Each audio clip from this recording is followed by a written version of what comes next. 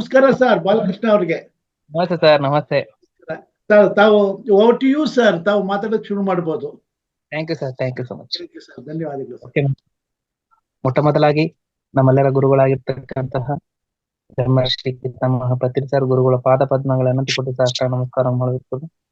ಗುರುಮಾತಾ ಸುವರ್ಣಮಾಲ ಪತ್ರಿಜಮ್ಮನವರ ಪಾದ ಪದ್ಮಗಳ ಅನಂತ ಕೋಟಿ ಸಾಷ್ಟಾಂಗ ನಮಸ್ಕಾರ ಮಾಡ್ಕೊಳ್ತಾ, ಬ್ರಹ್ಮರ್ಷಿ ತಟವರ್ತಿ ವೀರರಾಘವರು ಬ್ರಹ್ಮ ವಿದುರಿಷ್ಟ ತಟವರ್ತಿ ರಾಜಲಕ್ಷ್ಮಮ್ಮನವರ ಪಾದ ಪದ್ಮಗಳ ಅನಂತ ಕೋಟಿ ಸಾಷ್ಟಾಂಗ ನಮಸ್ಕಾರ ಮಾಡ್ಕೊಳ್ತಾ, ಈ ಒಂದು ಜುಮ್ಮಲ್ ಪಾಲ್ಗೊಂಡಿರ್ತಕ್ಕಂಥ ಆತ್ಮಬಂಧುಗೂ, ಮಹಾಕಾರ್ ಫೌಂಡೇಶನ್ ನಡ್ಸ್ಕೊಂಡು ಬರ್ತಕ್ಕಂಥ ಎಲ್ಲಾ ಮಾಸ್ಟರ್ಸ್ಗೂ, ಯೂಟ್ಯೂಬ್ ನಲ್ಲಿ ಇರ್ತಕ್ಕಂಥ ಆತ್ಮಬಂಧು ನಮಸ್ಕಾರ.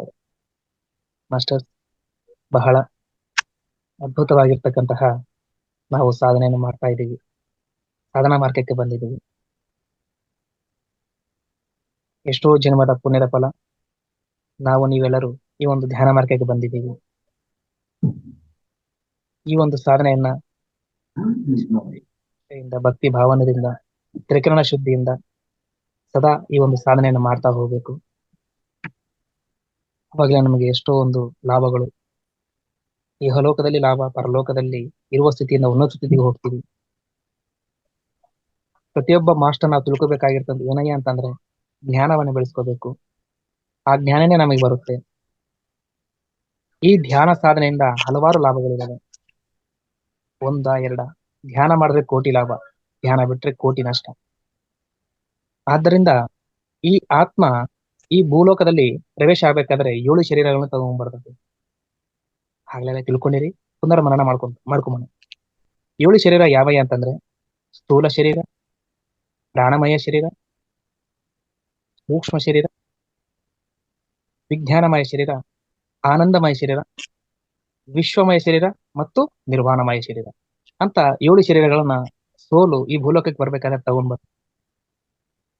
ಅದರಲ್ಲಿ ಅನ್ನಮಯ ಶರೀರ ಅಂದ್ರೆ ಭೌತಿಕವಾಗಿ ನಮ್ಗೆ ಕಾಣ್ತಕ್ಕಂಥದ್ದು ಈ ಒಂದು ಸ್ಥೂಲ ಶರೀರನೇ ಅನ್ನಮಯ ಶರೀರ ಅಂತ ಹೇಳ್ತೀವಿ. ಪ್ರಾಣಮಯ ಶರೀರ ಅಂತಂದ್ರೆ ಈ ಒಂದು ತದನಂತರ ಇರ್ತಕ್ಕಂಥದ್ದು, ಅದೊಂದು ಆರ ಅಂತ ಹೇಳ್ತೀವಿ.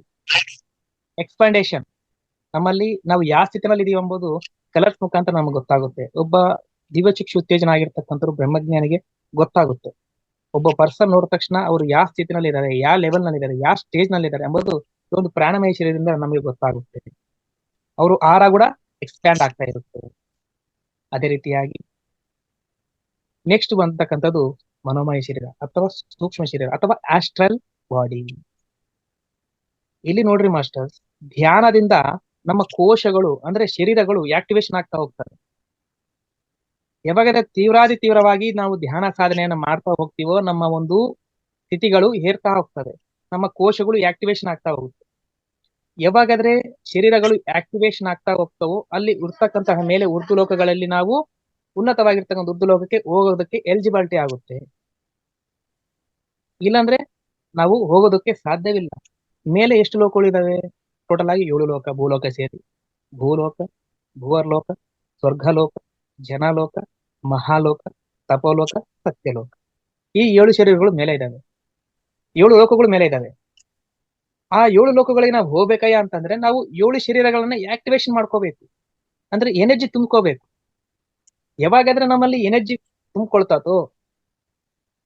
ತುಂಬ್ಕೊಳ್ಳೋದಂದ್ರೆ ಒಂದು ನಮ್ಮ ಒಂದು ಶರೀರಗಳು 7 ಶರೀರಗಳು ಅವು ಆಕ್ಟಿವೇಶನ್ ಆಗ್ತವೆ.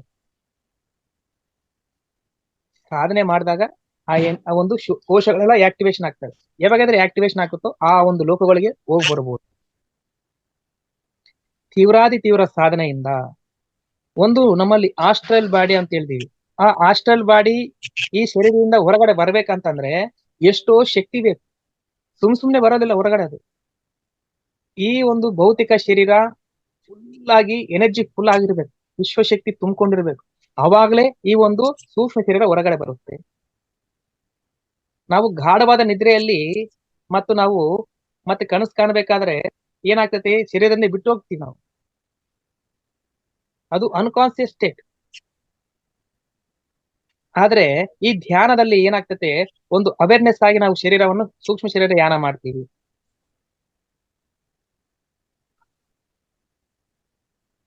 ಸೂಕ್ಷ್ಮ ಶರೀರ ಯಾನ ಅಂದ್ರೆ ಇಲ್ಲಿ ನಾವು ಸಾಧನೆ ಮಾಡ್ತಿರ್ಬೇಕಾದ್ರೆ ಅವೇರ್ನೆಸ್ ಆಗಿರ್ತೀವಿ, ಸಾಕ್ಷಿಭೂತವಾಗಿರ್ತೀವಿ, ಎಚ್ಚರಿಕೆಯಿಂದ ಇರ್ತೀವಿ, ಅವೇರ್ನೆಸ್ ಆಗಿರ್ತೀವಿ. ಅವಾಗ ನಾವು ಶರೀರದಿಂದ ಹೊರಗಡೆ ಬಂದಾಗ ಪ್ರತಿಯೊಂದು ನಮಗೆ ಗೊತ್ತಾಗುತ್ತೆ.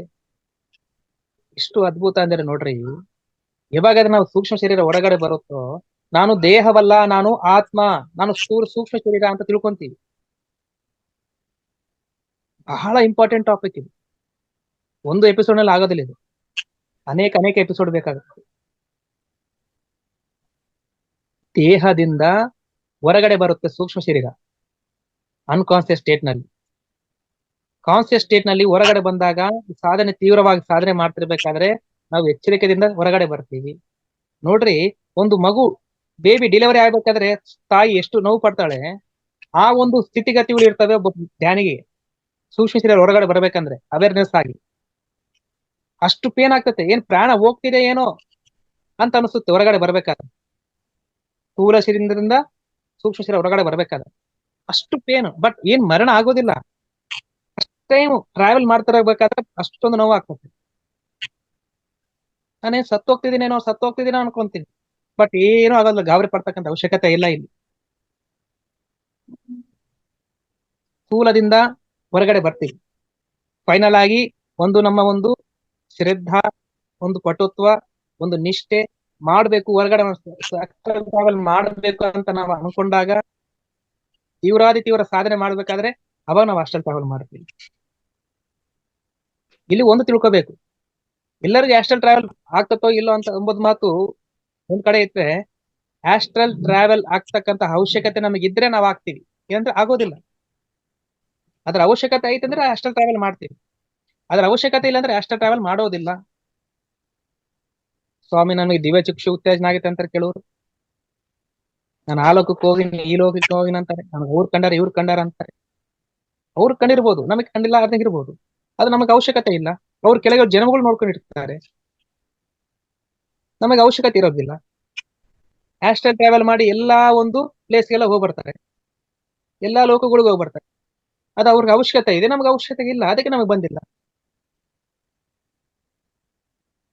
ಆದ್ದರಿಂದ ಧ್ಯಾನದಲ್ಲಿ ಏನೇ ಆಗ್ಲಿ, ಏನೇ ಆಗದಂಗ್ ಇರ್ಲಿ, ಅದೆಲ್ಲ ನಮ್ಗೆ ಒಳ್ಳೇದೇ. ನಾವು ಫಸ್ಟ್ ಆಫ್ ಆಲ್ ತಿಳ್ಕೊಳ್ಬೇಕು. ಸರ್, ಅವ್ರಿಗೆ ದಿವ್ಯ ಚಕ್ಷು ಏನಾಗಿದೆ, ಎಲ್ಲವನ್ನು ನೋಡ್ತಾ ಇದ್ದಾರೆ ಮೂರನೇ ಕಣ್ಣಿಂದ.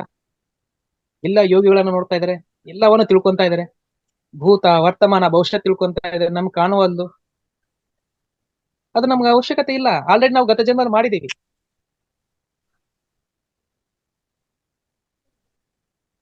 ನಾವು ಧ್ಯಾನ ಪ್ರಚಾರ ಮಾಡಕ್ ಬಂದಿರ್ತಕ್ಕಂಥವ್ರು. ಗತ ಜನ್ಮದಲ್ಲೇ ಅನುಭವಗಳಾಗಿದೆ, ಆಸ್ಟ್ರಲ್ ಟ್ರಾವೆಲ್ ಆಗಿದೆ, ದಿವ್ಯ ಚಕ್ಷು ಏನಾಗಿದೆ, ಎಲ್ಲ ಆಗಿದೆ. ಇವಾಗ ಧ್ಯಾನ ಪ್ರಚಾರವನ್ನು ಮಾಡಕ್ ಬಂದಿದ್ದೀವಿ. ಅದಕ್ಕೆ ನಮ್ಗೆ ಏನು ಅನುಭವ ಆಗಲ್ಲ, ಒಂದು ಆನಂದ ಸ್ಥಿತಿ ಸಿಗುತ್ತಷ್ಟೇ. ಕೆಲವ್ರು ಆಗ್ಬೋದು, ಕೆಲವ್ರು ಆಗದೆ ಇರ್ಬೋದು. ನಮ್ಗೆ ಆಲ್ರೆಡಿ ಗತ ಜನ್ಮದಲ್ಲಿ ಆಗಿದೆ ಅಂತ ಅರ್ಥ. ಆಗದಾಗ ಇದ್ರೆ ಕೆಲವರಿನ ಸ್ಟಾರ್ಟಿಂಗ್ ಸ್ಟೇಜ್ ನಲ್ಲಿ ಇರ್ಬೋದು, ಕೆಲವರು ಮಾಡ್ತಾ ಬಂದಿರ್ಬೋದು, ಕೆಲವರು ಆಲ್ರೆಡಿ ಮುಗಿದಿರ್ಬೋದು. 3 ಸ್ಟೇಜ್ ಇದಾವೆ ಇಲ್ಲಿ. ಕೆಲವರು ಸ್ಟಾರ್ಟಿಂಗ್ ನಲ್ಲಿ ಇರ್ತಾರೆ, ಕೆಲವರು ಎಲ್ಲ ನೋಡ್ತಾ ಇರ್ತಾರೆ, ಇನ್ನು ಕೆಲವರು ಎಲ್ಲ ಮುಗಿಸ್ಕೊಂಡು ಆನಂದ ಸ್ಥಿತಿನಲ್ಲಿ ಇರ್ತಾರೆ, ಸೇವಾದಲ್ಲಿ ಇರ್ತಾರೆ. ಅವರೇ ಪಿರಮಿಡ್ ಮಾಸ್ಟರ್ಗಳು. ಇಲ್ಲಿ ಆ ವಿಷಯಕ್ಕೆ ಬಂದೇವೆ ಅಂದ್ರೆ ಆಸ್ಟ್ರಲ್ ಟ್ರಾವೆಲ್. ನೋಡ್ರಿ, ಇದು ಫೀಲಿಂಗ್ ಹೆಂಗಿರುತ್ತೆ, ಸಾಕ್ಷೀಭೂತವಾಗಿ ನಾವು ಅವೇರ್ನೆಸ್ ಆಗಿ ನಾವು ಸ್ಥೂಲ ಶರೀರದಿಂದ ಹೊರಗಡೆ ಬಂದಾಗ, ಸ್ಥೂಲ ಶರೀರದಿಂದ ನಮ್ಮ ಸೂಕ್ಷ್ಮ ಶರೀರ ಹೊರಗಡೆ ಬಂದಾಗ, ಅಂದ್ರೆ ಆಸ್ಟ್ರಲ್ ಬಾಡಿ ಹೊರಗಡೆ ಬಂದಾಗ ಅವಾಗ ಗೊತ್ತಾಗುತ್ತೆ ನಮ್ಗೆ, ಅರೆ ಇಷ್ಟು ದಿನ ನಾನು ಈ ಶರೀರ ಅನ್ಕೊಂಡಿದ್ದೆ, ಈ ಶರೀರ ನಾನಲ್ಲ, ನಾನೊಂದು ಆಸ್ಟ್ರಲ್ ಬಾಡಿ, ನಾನೊಂದು ಸೂಕ್ಷ್ಮ ಶರೀರ, ನಾನೊಂದು ಆತ್ಮ ಅಂತ ತಿಳ್ಕೊಂತೀವಿ. ಜೀವಂತವಾಗಿ ಇರ್ಬೇಕಾದ್ರೇನೆ ಸತ್ಯವನ್ನು ತಿಳ್ಕೊಂತಾನೆ ಒಬ್ಬ ಯೋಗಿ. ತನ್ನ ಶರೀರವನ್ನು ತಾನೇ ನೋಡ್ಕೊಂತಾನೆ. ಅರೆ ನಾನು ಸೋಲ, ನಾನು ಬಾಡಿನ,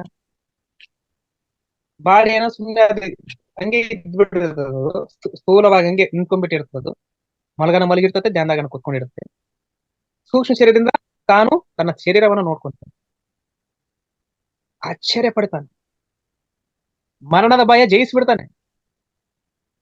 ಮರಣ ಇರೋದು ಶರೀರಕ್ಕೆ, ಸೋಲ್ಗಿಲ್ಲ ಅಂತ ಸತ್ಯ ತಿಳ್ಕೊಂತಾನೆ ಒಬ್ಬ ಯೋಗಿ.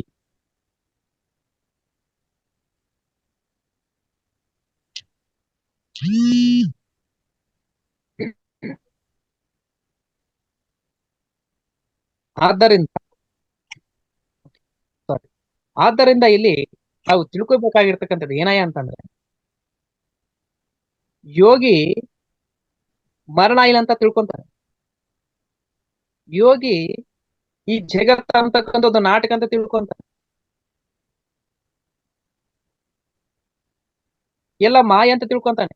ಒಂದು ಪಾತ್ರ ಧರಿಸಿದೀವ ಅಂತ ತಿಳ್ಕೊಂತಾನೆ. ಒಂದು ಅನುಭವಕ್ಕಾಗಿ ಜನ್ಮ ತಗೊಂಡಿದ ಅಂತ ತಿಳ್ಕೊಂತಾನೆ. ನನಗೆ ಮರಣ ಇಲ್ಲ, ನಾ ಜಾಯತೆ ನಾ ಗಚ್ಚತೆ, ನನಗೆ ಹುಟ್ಟು ಇಲ್ಲ ಸಾವು ಇಲ್ಲ ಅಂತ ಸತ್ಯ ತಿಳ್ಕೊಂತಾನೆ. ದೇಹದಿಂದ ಹೊರಗಡೆ ಬಂದಾಗ ಆ ಒಂದು ಸೂಕ್ಷ್ಮ ಶರೀರದಿಂದ ಗೋಡೆಯಲ್ಲಿ ಪ್ರವೇಶ ಆಗ್ತಾನೆ, ನೀರೊಳಗೂ ಹೋಗ್ತಾನೆ. ಗಾಡಿ ಆಪೋಸಿಟ್ ಬಂದ್ರು ಅದ್ರ ಮೇಲೆ ಹಾಸ್ಟೆಲ್ ಬಾಡಿ ಮೇಲೆ ಅದು ಹೋದ್ರು ಕೂಡ ಏನಾಗಲ್ಲ, ಕೋಳಿನೊಳಗೆ ದೂರ್ಕೊಂಡು ಹೋಗ್ತಾನೆ. ಪ್ರತಿಯೊಂದು ಸ್ಥಳದಲ್ಲಿ ಹೋಗ್ತಾನೆ, ಎಲ್ಲವನ್ನು ದೃಶ್ಯ ಮಾಡ್ತಾನೆ. ಒಂದು ಅವೇರ್ನೆಸ್ ಆಗಿ ಹಾಸ್ಟೆಲ್ ಟ್ರಾವೆಲ್ ಮಾಡಿದಾಗ ನಾವು ನೋಡ್ತಕ್ಕಂಥ ಪ್ರತಿಯೊಂದು ಪ್ಲೇಸ್ ಅನ್ನ ನಾವು ನೋಡಿ ಮತ್ತೆ ದೇಹದೊಳಗೆ ಪ್ರವೇಶ ಆದಾಗ ಮತ್ತೆ ನಾವು ಎಚ್ಚರಿಕೆಯಾಗಿ ನೋಡಿದ್ರೆ ಅದೆಲ್ಲ ಇರ್ತದೆ ಅದು. ಆದ್ದರಿಂದ ಹಾಸ್ಟೆಲ್ ಟ್ರಾವೆಲ್ ಈಸ್ ರೈಟ್, ಇದು ಸತ್ಯ. 7 ಶರೀರಗಳು ಸತ್ಯ, ಅದರೊಳಗೆ ಒಂದು ಸೋಲು ಸತ್ಯ. ಇದು ಒಬ್ಬ ಯೋಗಿಗೆ ಮಾತ್ರ ಗೊತ್ತು. ನಾಸ್ತಿಕರಿಗೂ ಆಸ್ತಿಕರಿಗೂ ಇರ್ತಕ್ಕಂಥ ಅಜಗದಾಂತರ ವ್ಯತ್ಯಾಸ. ನಾಸ್ತಿಕರು ಕಾಣುವಂತೆ ನಿಜ ಅನ್ಕೊಂತಾರೆ, ಕಾಣದೇ ಇರ್ತಕ್ಕಂಥದ್ದು ಇಲ್ಲ ಅನ್ಕೊಂತಾರೆ. ಧನ ಶಾಶ್ವತ, ಐಶ್ವರ್ಯ ಶಾಶ್ವತ, ಈ ದೇಹ ಶಾಶ್ವತ, ಮಕ್ಕಳು ಶಾಶ್ವತ, ಎಲ್ಲ ಶಾಶ್ವತ ಅನ್ಕೊಂತ ಇದ್ದಾರೆ. ಅದನ್ನು ಕೂಡ ಜೀವಿಸ್ತಾ ಇದ್ದಾರೆ. ಬಟ್ ಅದು ಅಶಾಶ್ವತ. ಕಾಣದೇ ಇರ್ತಕ್ಕಂಥದ್ದು ಏನಿದೆ ಆ ಆತ್ಮ, ಅದೇ ಶಾಶ್ವತ. ಆ ಸತ್ಯವನ್ನು ತಿಳ್ಕೋಬೇಕು ಅದು ತಿಳ್ಕೋಬೇಕು ನಾಸ್ತಿಕರು. ಅದು ತಿಳ್ಕೊಂಡಾಗೆ ಜನ್ಮ ಸಾರ್ಥಕ ಆಗುತ್ತೆ. ಅನ್ನಮಾಚಾರ್ಯಲ್ಲಿ ಏನ್ ಹೇಳ್ತಾನೆ? ನಾಟಿ ಬ್ರತುಕು ನಾಟಕಮು ಕಾನಕ ಸನ್ನದಿ ಕೈವಲ್ಯಮೂ. ನೋಡ್ರಿ, ಕಾಣ್ತಕ್ಕಂತಹ ಒಂದು ಪ್ರಪಂಚ, ಈ ಸೃಷ್ಟಿ ನಾಟಕ. ಕಾಣದೇ ಇರ್ತಕ್ಕಂಥದ್ದು ಏನಿದೆ ಆ ಚೈತನ್ಯ, ಅದು ಯಾರು ಕಾಣ್ತಾರೋ ಅದೇ ಕೈವಲ್ಯ ಅಂತೆ. ಆ ಸತ್ಯ ತಿಳ್ಕೋಬೇಕು. ಆ ಸತ್ಯ ತಿಳ್ಕೊಬೇಕಂದ್ರೆ ಧ್ಯಾನಕ್ಕೆ ಶರಣಾಗತಿ ಆಗ್ಬೇಕು. ದೇಹದಿಂದ ನಾನು ದೇಹವಲ್ಲ, ನಾನು ಮನಸ್ಸಲ್ಲ, ಬುದ್ಧಿ ಚಿತ್ತ ಅಹಂಕಾರ ಇವ್ಯಾವೂ ಅಲ್ಲ, ನಾನೊಂದು ಆತ್ಮ ಅಂತ ನಾವು ತಿಳ್ಕೊಂತೀವಿ ಧ್ಯಾನದಲ್ಲಿ. ಇದು ಪ್ರತಿಯೊಬ್ಬರ ಅನುಭವಕ್ಕೆ ಬರುತ್ತೆ. ಆದ್ದರಿಂದ ಇಲ್ಲಿ ಇನ್ನ ಒಂದು ಸತ್ಯ ತಿಳ್ಕೋಬೇಕು. ಹಾಸ್ಟೆಲ್ ಟ್ರಾವೆಲ್ ಮಾಡಿದಾಗ ಏನಾಗುತ್ತೆ ಅಂದ್ರೆ, ಭಗವದ್ಗೀತೆದಲ್ಲಿ ಒಂದು ಶ್ಲೋಕ ಹೇಳ್ತಾರೆ. ಏನ್ ಹೇಳ್ತಾರೆ? ನೈನಂ ಚಿಂದಂತಿ ಶಸ್ತ್ರಾನಿ ನೈನಂ ದಹತಿ ಪಾವತಃ ನ ಚೈನಂ ಕ್ಲೇದಯಂತ ಪೂರ್ಣ ಸೋಚತಿ ಮಾರುತಃ. ಅಂದ್ರೆ ಆತ್ಮವು ಶಸ್ತ್ರಗಳಿಂದ ಛೇದನ ಆಗುವುದಿಲ್ಲ. ಆತ್ಮವು ವಾಯು ಅಸ್ತ್ರ, ವರ್ಣಾಸ್ತ್ರ, ಅಗ್ನಿ ಅಸ್ತ್ರದಿಂದ ಸುಡೋದಿಲ್ಲ, ನೆನೆಯೋದಿಲ್ಲ, ಏನು ಆಗೋದಿಲ್ಲ, ಸ್ಪರ್ಶ ಆಗೋದಿಲ್ಲ. ಆತ್ಮ ಯಾವಾಗಲೂ ಚಿರಂಜೀವಿ, ಆತ್ಮ ಶಾಶ್ವತ, ಆತ್ಮ ನಿತ್ಯ. ಅದಕ್ಕೆ ಹುಟ್ಟು ಇಲ್ಲ, ಅದಕ್ಕೆ ಮರಣವೂ ಇಲ್ಲ ಎಂಬ ಸತ್ಯವನ್ನ ತಿಳ್ಕೊಂತೀವಿ ಒಬ್ಬ ಯೋಗಿ. ನಾನು ಯಾವಾಗ್ಲೂ ಇರೋವು, ನಾನು ಇದ್ರೆ ಇಲ್ಲ ನಾನು ಬದುಕ್ತೀನಿ, ಇಲ್ಲಾಂದ್ರೆ ಶರೀರ ಬಿಟ್ಟಾಗ ನಾನು ಎಲ್ಲನೂ ಬದುಕ್ತೀನಿ, ಒಟ್ಟು ನಾನು ಬದುಕ್ತೀನಿ, ನಾನು ಯಾವಾಗ್ಲೂ ಇರ್ತಕ್ಕಂಥವ್ನು. ಆದ್ದರಿಂದ ಇಲ್ಲಿ ನಾವು ತಿಳ್ಕೊಬೇಕಾಗಿರ್ತದೆ ಏನಯ್ಯ ಅಂತಂದ್ರೆ, ನಮಗ ಜೊತೆಗೆ ಮರಣಾನಂತರ ನಮ್ ಜೊತೆ ಯಾವ ಬರ್ತಾರೆ ಅವರನ್ನ ನಾವು ತಿಳ್ಕೋಬೇಕು. ಏನ್ ಬರ್ತಾವ ಅಂದ್ರೆ, ಮರಣ ಆದ್ಮೇಲೆ 4 ಬರ್ತದೆ: ವಾಸನಗಳು, ಸಂಸ್ಕಾರಗಳು, ಕರ್ಮಗಳು ಮತ್ತು ಜ್ಞಾನ. ಈ 4 ಬರ್ತವೆ ನಮಗೆ. ಈ 4ರಲ್ಲಿ ನಮಗೆ ಯಾವ್ದಯ್ಯ ಲಾಭ ತಂದು ಕೊಡೋದಂದ್ರೆ ಜ್ಞಾನ. ಜ್ಞಾನ ದಲ್ಲಿ ನಮಗೆ ಜ್ಞಾನ ನಮ್ಗೆ ಲಾಭ ತಂದು ಕೊಡುತ್ತೆ. ಅದು ಸತ್ಯ ಜ್ಞಾನ ಲಾಭ ತಂದು ಕೊಡುತ್ತೆ, ಅಸತ್ಯ ಜ್ಞಾನ ಲಾಭ ತಂದು ಕೊಡೋದಿಲ್ಲ. ಯಾವಾಗ ಇದು ಮಾಡ್ಕೊಂತಾನೆ ಒಬ್ಬ ಯೋಗಿ ತಿಳ್ಕೊಂತಾನೆ, ನಾನು ದೇಹವಲ್ಲ, ನಾನು ಆತ್ಮ. ಆತ್ಮದ ಲಾಭಕ್ಕೋಸ್ಕರನೇ ಕೃಷಿ ಮಾಡ್ತಾನೆ. ದೇಹ ಅಶಾಶ್ವತ, ದೇಹಕ್ಕೆ ಎಷ್ಟು ಬೇಕೋ ಅಷ್ಟು ನೋಡ್ಕೊಂತಾನೆ ಅಷ್ಟೇ. ಪ್ರಪಂಚ ಏನನ್ನ ಅನ್ಕೊಳ್ಳಿ, ಅದ್ರ ಬಗ್ಗೆ ತಲೆ ಕೆಡ್ಸ್ಕೊಳ್ಳೋದಿಲ್ಲ. ನಾನು ಸೋಲ್ಗೆ ಏನ್ ಲಾಭ ತಂದು ಕೊಡುತ್ತೆ? ಒಂದು ಧ್ಯಾನ ಲಾಭ ತಂದು ಕೊಡುತ್ತೆ, ಒಂದು ಆತ್ಮಜ್ಞಾನಕ್ಕೆ ಸಂಬಂಧಪಟ್ಟಿರ್ತಕ್ಕಂಥ ಸ್ವಾಧ್ಯಾಯ ಲಾಭ ತಂದು ಕೊಡುತ್ತೆ, ಸಜ್ಜನ ಸಾಂಗತ್ಯ ಲಾಭ ತಂದು ಕೊಡುತ್ತೆ, ನಿರಂತರ ಸೇವೆ, ಆತ್ಮ ಸೇವೆಯಲ್ಲಿ ಆತ್ಮಕ್ಕೆ ಲಾಭ ತಂದು ಕೊಡುತ್ತೆ. ಈ ಸತ್ಯವನ್ನ ಅನುಭವ ಮುಖಾಂತರವಾಗಿ ಒಬ್ಬ ಸಾಧಕ ತಿಳ್ಕೊಂತಾನೆ. ಎದಕ್ಕಂದ್ರೆ ಅಷ್ಟಲ್ಲಿ ಟ್ರಾವೆಲ್ ಮಾಡಿದಾನೆ. ಅರೆ ನಾನು ದೇಹವಲ್ಲ, ನಾನು ಆತ್ಮ ಅಂತ ತಿಳ್ಕೊಂತಾನೆ. ಇದು ಅಸತ್ಯ ಅಂತ ತಿಳ್ಕೊಂತಾನೆ. ಪ್ರಾಪಂಚಿಕದಲ್ಲಿ ಒಬ್ಬ ಯೋಗಿ ನೋಡಿದ್ರೆ ಹುಚ್ಚಿನ ತರ ಹುಚ್ಚ ಅನ್ಕೊಂತಾರೆ. ಎಲ್ಲರೂ ಚೆನ್ನಾಗಿ ದುಡಿದು ಬಿಲ್ಡಿಂಗ್ ಕಟ್ಟಾಕತ್ತಾರ, ಈತಿಯನ್ನು ಸುಮ್ನೆ ಕೂತ್ಕೊಂಡು ಧ್ಯಾನ ಮಾಡ್ಕೊಂಡು ಕೂತ್ಕೊಂಡನಲ್ಲ ಅಂತಾರೆ. ಅವ್ರಿಗೇನು ಗೊತ್ತು? ನಿಜವಾಗಿ ಹೇಳ್ಬೇಕಂದ್ರೆ ಪ್ರಾಪಂಚಿಕದಲ್ಲಿ ಜೀವಿಸ್ತಕ್ಕಂಥವ್ರೆ ಪಾಪ ಅಲ್ಪರು, ಅಲ್ಪಜ್ಞಾನರು, ಅಸತ್ಯದಲ್ಲಿ ಜೀವಿಸ್ತಕ್ಕಂಥವ್ರು. ಒಬ್ಬ ಯೋಗಿ ಮಾತ್ರ ಸತ್ಯ ತಿಳ್ಕೊಂತಾನೆ. ಹಾಸ್ಟೆಲ್ ಟ್ರಾವೆಲ್ ಮುಖಾಂತರ ನಾನು ಆತ್ಮ ಅಂತ ತಿಳ್ಕೊಂತಾನೆ, ಲೋಕಗಳು ಅನೇವೇದ ಅಂತ ತಿಳ್ಕೊಂತಾನೆ, ಸೃಷ್ಟಿ ಅನಂತವಾಗಿದೆ ಅಂತ ತಿಳ್ಕೊಂತಾನೆ, ನನ್ನ ಆತ್ಮದ ಲಾಭಕ್ಕೋಸ್ಕರ ಏನ್ ಮಾಡ್ಬೇಕು ಅದೆಲ್ಲ ಮಾಡ್ಕೊಂತಾನೆ. ಏನಿದ್ರು ಏನಿಲ್ಲಾರ್ದಂಗಿದ್ರು ಹಾಯಾಗಿರ್ತಾನೆ ಒಬ್ಬ ಯೋಗಿ. ಎದಕ್ಕಂದ್ರೆ ದುಃಖ ಆಗ್ಲಿ, ನೋವಾಗ್ಲಿ, ಕಷ್ಟವಾಗ್ಲಿ, ಬಾಧೆಗಳಾಗ್ಲಿ, ಸಮಸ್ಯೆಗಳಾಗ್ಲಿ ಯಾವ್ದಕ್ಕಿದೆ? ಈ ದೇಹಕ್ಕಿದೆ, ಈ ಮನಸ್ಸಿಗಿದೆ. ಅರೆ ನಾನು ದೇಹನ, ನಾನು ಮನಸ್ಸ? ಈ ದೇಹನೂ ಅಲ್ಲ, ನಾನು ಮನಸ್ಸು ಅಲ್ಲ, ನಾನು ಸೋಲ್ ಅಂತ ತಿಳ್ಕೊಂತಾನೆ ಒಬ್ಬ ಯೋಗಿ. ಅದಕ್ಕೆ ಯಾವಾಗ್ಲೂ ಸಮಸ್ಥಿತಿನಲ್ಲಿ ಇರ್ತಾನೆ,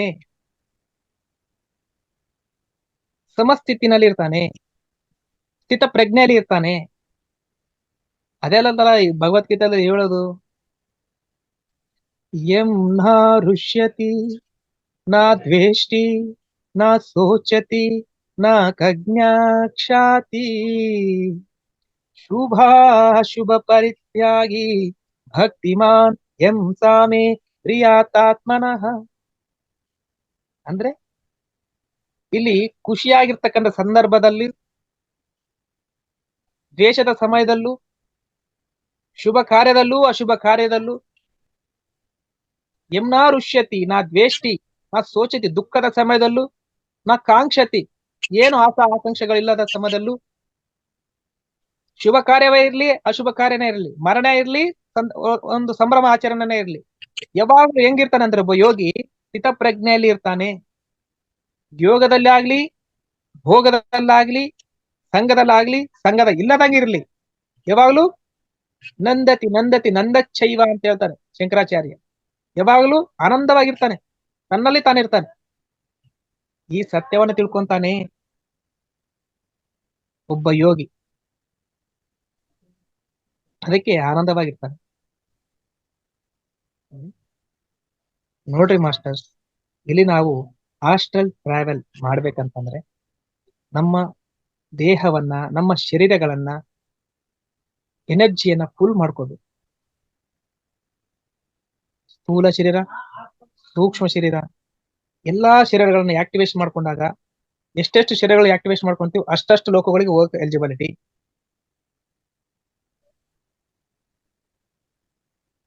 ಈ ಸ್ಥೂಲ ಪ್ರಾಣಮಯ ಶರೀರ, ಮನೋಮಯ ಶರೀರವರೆಗೆ ಆಕ್ಟಿವೇಶನ್ ಮಾಡ್ಕೊಂಡಿವಿ ಅಂದ್ರೆ ಎಲ್ಲಿ ಹೋಗ್ತೀವಿ ಅಂದ್ರೆ ನಾವು ಭೂವರ್ಲೋಕ, ಸ್ವರ್ಗಲೋಕವರೆಗೆ ಹೋಗುವಲ್ಲಿ. ಇದಕ್ಕಂದ್ರೆ ಸ್ಥೂಲ ಶರೀರವನ್ನ ಆಕ್ಟಿವೇಟ್ ಮಾಡ್ಕೊಂಡಿವಿ, ಪ್ರಾಣಮಯ ಶರೀರ ಮತ್ತು ಮನೋಮಯ ಶರೀರ ಅಂದ್ರೆ ಅಸ್ಟ್ರಲ್ ಬಾಡಿವರೆಗೆ ಆಕ್ಟಿವೇಟ್ ಮಾಡ್ಕೊಂಡಿವಿ ಅನ್ಕೊಳ್ರಿ. ಶರೀರದಿಂದ ಹೊರಗಡೆ ಬರ್ತೀವಿ, ಹೊರಗಡೆ ಬಂದು ಪ್ರಪಂಚವನ್ನೆಲ್ಲ ತಿರುಗಾಡ್ತೀವಿ. ಎಲ್ಲೆಲ್ಲಿ ಸೃಷ್ಟಿ ಏನಿದೆ ಎಲ್ಲ ಅಲ್ಲಿ ಇಲ್ಲಿ ಎಲ್ಲಾ ಒಂದು ಮಾನಸ ಸರೋವರ ಆಗಿರ್ಬೋದು, ಹಿಮಾಲಯಕ್ಕಾಗಿರ್ಬೋದು, ಮತ್ತೆ ಇದು ನಮ್ಮ ಶಂಬಾಲನಾಗರ, ಎಷ್ಟೋ ಮಂದಿ ಯೋಗಿಗಳು ಶಂಬಾಲನಾಗರ ಸಹ ಹೋಗಿ ಬಂದಿದ್ದಾರೆ. ಈ ಭೌತಿಕ ಶರೀರದಿಂದ ಹೋಗ್ಬೇಕಂದ್ರೆ ಅದು ಕಷ್ಟ. ಕೆಲವರು ಹೋಗಿ ಬಂದಿದ್ದಾರೆ, ಒದ್ದಪಾಟಿ ಪದ್ಮಾಕರ, ಕೆಲವರು ಶರಣರು ಹೋಗಿ ಬಂದಿದ್ದಾರೆ ಶರೀರದಿಂದನೇ. ಅಂದ್ರೆ ಪೂರ್ವಜನ್ಮ ಸುಕೃತ ಫಲ, ಸಾಧನೆ ಫಲ. ಆದ್ರೆ ಈ ಒಂದು ನಾವು ಸ್ಥೂಲ ಶರೀರದಿಂದ ಹೋಗ್ಬೇಕಂದ್ರೆ ಕಷ್ಟ ಆಗುತ್ತೆ. ಸೂಕ್ಷ್ಮ ಶರೀರದಿಂದ ಶಂಬಾಲನಾಗರ ಸಹ ಹೋಗಿ ಬರ್ಬೋದು, ಮಾನಸ ಸರೋವರ ಹೋಗಿ ಬರ್ಬೋದು, ಹಿಮಾಲಯಕ್ಕೆ ಹೋಗಿ ಬರ್ಬೋದು, ಎಲ್ಲಾ ತಲೆ ಹೋಗಿ ಬರ್ಬೋದು ಈ ಸೂಕ್ಷ್ಮ ಶರೀರ ಆಕ್ಟಿವೇಶನ್ ಆದಾಗ. ಎಲ್ಲ ಹೋಗಿ ಎಲ್ಲಾ ವಿಷಯಗಳನ್ನ ಜ್ಞಾನವನ್ನ ತಿಳ್ಕೊಂಡ್ ಬರ್ಬೋದು. ಇದು ಯೋಗಿ ಮಾತ್ರ ಗೊತ್ತು, ಭೋಗಿ ಗೊತ್ತಾಗಲ್ಲ.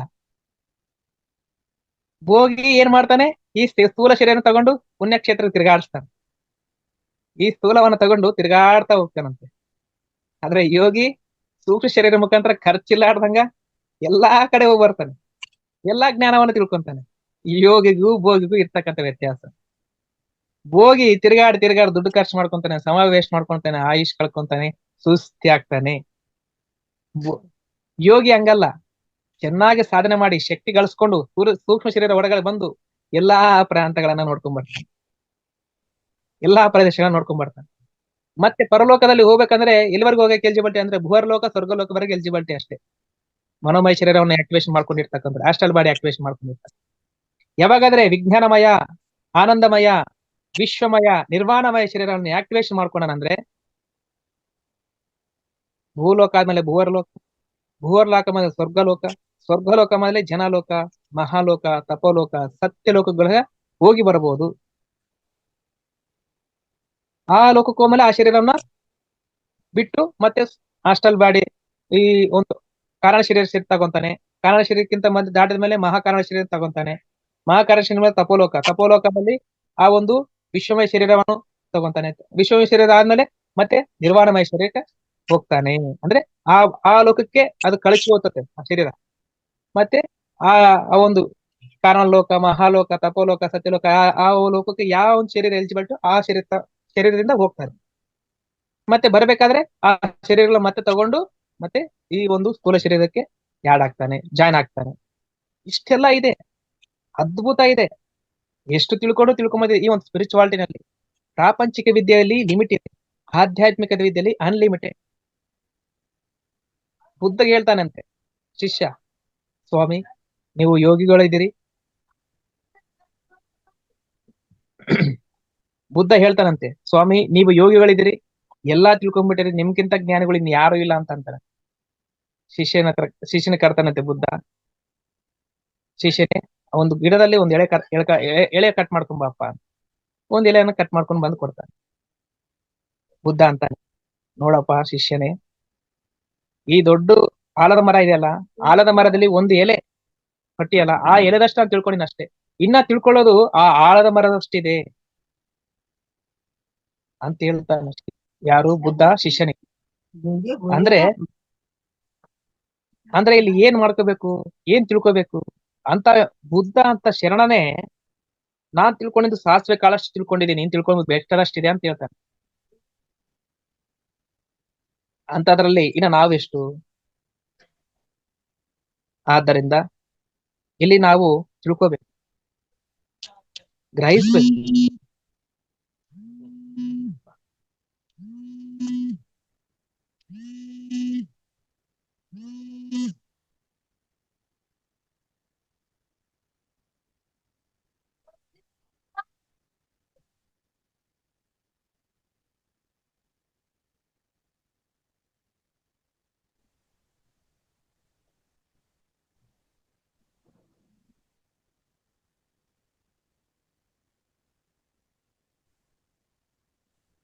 ಸಾರಿ ಮಾಸ್ಟರ್, ಸ್ವಲ್ಪ ಕಾಲ್ ಬಂತು. ಇಲ್ಲಿ ಏನ್ ಹೇಳ್ತಾನೆ ಬುದ್ಧ, ನಾನ್ ತಿಳ್ಕೊಂಡಿದ್ದು ಸಾಸಿವೆ ಕಾಳಷ್ಟು ತಿಳ್ಕೊಂಡಿದ್ದೀನಿ, ತಿಳ್ಕೊಳ್ಳೋ ಬೆಷ್ಟರಷ್ಟಿದೆ. ಮತ್ತೆ ಇನ್ನಂತ ಶಿಷ್ಯ, ಸ್ವಾಮಿ ಇನ್ನ ಬುದ್ಧರು ನೀವಿದ್ದೀರಿ, ಇನ್ನ ಮುಂದೆ ಯಾರಿಲ್ಲಲ್ಲ ಅಂತ ಹೇಳ್ತಾನೆ. ಅವಾಗ ಅಂತಾನೆ ಬುದ್ಧ, ಅಯ್ಯ ನನಕ್ಕಿಂತ ಹಿಂದೆ ಎಷ್ಟೋ ಬುದ್ಧರಾಗಿದ್ದಾರೆ, ಇನ್ನ ಮುಂದೆ ಎಷ್ಟೋ ಬುದ್ಧರು ಆಗೋರಿದ್ದಾರೆ ಅಂತ ಶಿಷ್ಯನಿಗೆ ಹೇಳ್ತಾನೆ. ಆದ್ದರಿಂದ ಇಲ್ಲಿ ನಾವು ಆಧ್ಯಾತ್ಮಿಕದಲ್ಲಿ ಎಷ್ಟು ತಿಳ್ಕೊಂಡ್ರು ಇನ್ನ ತಿಳ್ಕೊಂಬಂದಿದೆ, ಸ್ಟಾಪ್ ಎಂಬುದಿಲ್ಲ. ಇಲ್ಲಿ ಮನುಷ್ಯ ತಿಳ್ಕೊಬೇಕಾಗಿರ್ತಕ್ಕಂಥ ಏನಯ್ಯ ಅಂತಂದ್ರೆ, ನಾವು ಫಸ್ಟ್ ನಾವು ಸೋಲು ಅಂತ ತಿಳ್ಕೊಬೇಕು. ಶಾಶ್ವತವಾಗಿರ್ತಕ್ಕಂತಹ ಆತ್ಮ ಪದಾರ್ಥಕ್ಕೆ, ಆತ್ಮ ತತ್ವಕ್ಕೋಸ್ಕರ ನಾವು ಕೃಷಿ ಮಾಡಬೇಕು.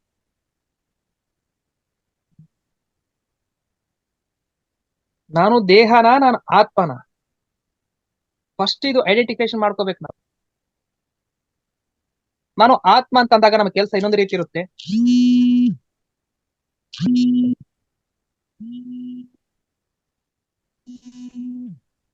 ನಾನು ಆತ್ಮ ಅಂತ ಅನ್ಕೊಂಡಾಗ ನನ್ನ ಕೆಲಸಗಳು ಇನ್ನೊಂದು ರೀತಿ ಇರುತ್ತೆ.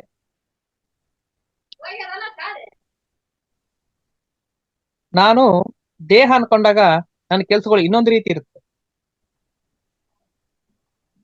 ಸ್ಥೂಲ ಅನ್ಕೊಂಡಾಗ ನಮ್ಮ ಕೆಲಸಗಳು ಪ್ರಾಪಂಚಿಕದಲ್ಲಿ ಇರ್ತವೆ.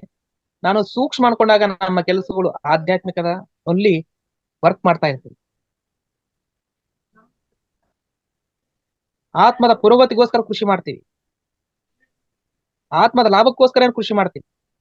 ಪ್ರಾಪಂಚಿಕದಲ್ಲಿ ಎಷ್ಟಿದ್ರೆ ಅಷ್ಟೇ ಸಾಕು, ತೃಪ್ತಿಯಲ್ಲಿ ಇರ್ತೇವೆ.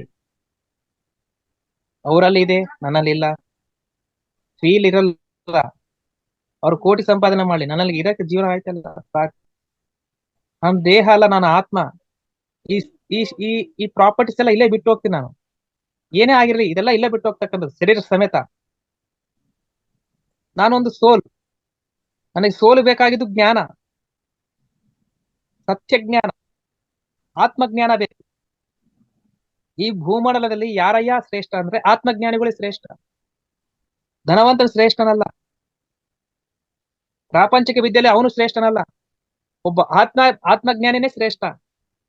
ಆತ್ಮಜ್ಞಾನನೇ ಶ್ರೇಷ್ಠ. ಧ್ಯಾನ ಮಾಡೋರು ಶ್ರೇಷ್ಠ, ಧ್ಯಾನ ಪ್ರಚಾರ ಮಾಡೋರು ಶ್ರೇಷ್ಠ, ಆತ್ಮಜ್ಞಾನವನ್ನು ಹಂಚೋರು ಶ್ರೇಷ್ಠ.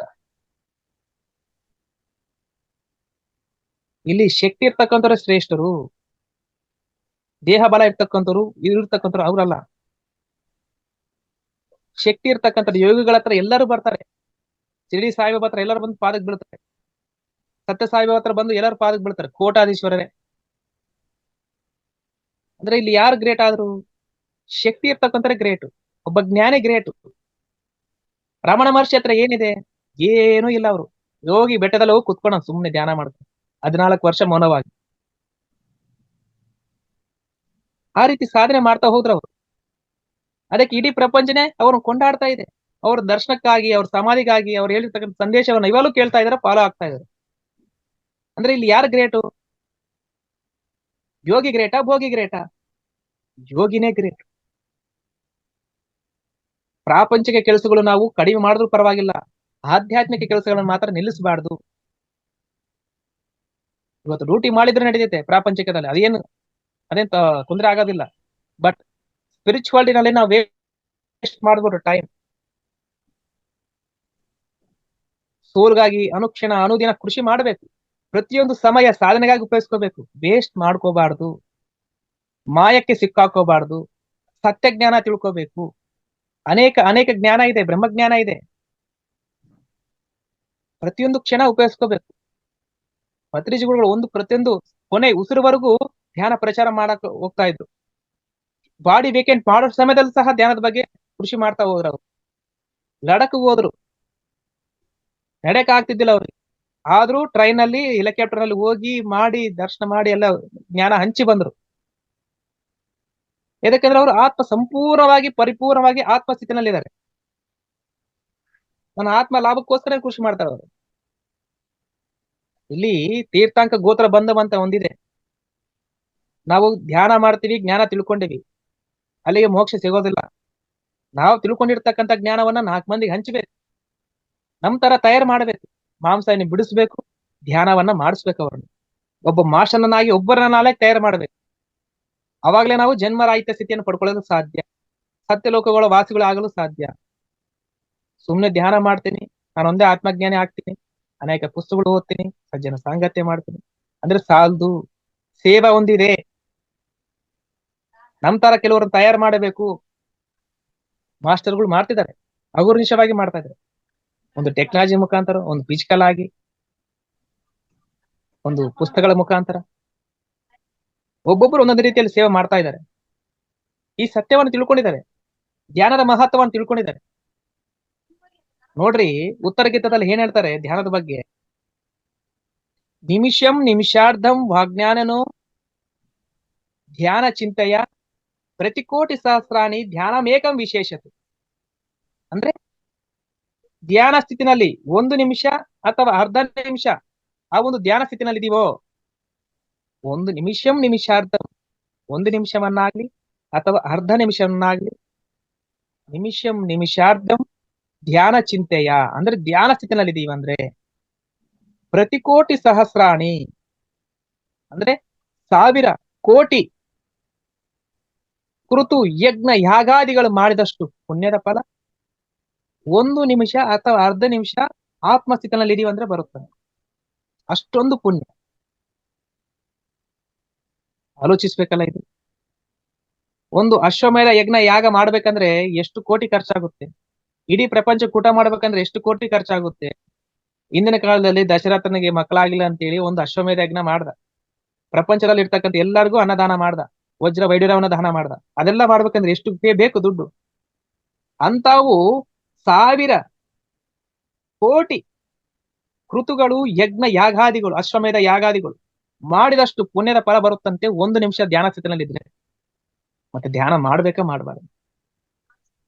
ಸ್ವಲ್ಪ ಮಾಡ್ಬೇಕಾ ಜಾಸ್ತಿ ಮಾಡ್ಬೇಕು? ಆಲೋಚಿಸ್ಬೇಕು. ಎಷ್ಟು ಮಹತ್ವ ಇದೆ ನೋಡಿ. ನಾವು ಬೆಳಿಗ್ಗೆಲಿಂದ ರಾತ್ರಿ ದುಡಿತೀವಿ. ಅಷ್ಟು ದುಡಿತೀವಿ ನಾವು? ಜಾಬ್ ಹೋದ್ರು, ಕೆಲಸ ಮಾಡಿದ್ರು, ಇಲ್ಲಿಗೆ ಹೋದ್ರು, ಅಷ್ಟು ಪುಣ್ಯ ಸಂಪಾದನೆ ಮಾಡಕ್ ಸಾಧ್ಯನಾ? ಅವಧೂತ ಚೋಟಮ್ಮ ಒಂದು ಮಾತು ಹೇಳ್ತಾರೆ. ಭೀಮವರಂನಲ್ಲಿ ಇದ್ರೆ ಅವರು ಸಮಾಧಿ ಆಗಿದ್ದಾರೆ. ಅವ್ರು 4 ಪಾಯಿಂಟ್ ಹೇಳಿದ್ದಾರೆ. ಕೆಲವು ಪಾಯಿಂಟ್, ಅದರಲ್ಲಿ ಒಂದು ಪಾಯಿಂಟ್ ಏನ್ ಹೇಳಿದ್ದಾರೆ? ತಿರುಗಿತೆ ತಿಪ್ಪಲು, ಕುಚ್ಚೊಂಟೆ ಕುಪ್ಪಲು.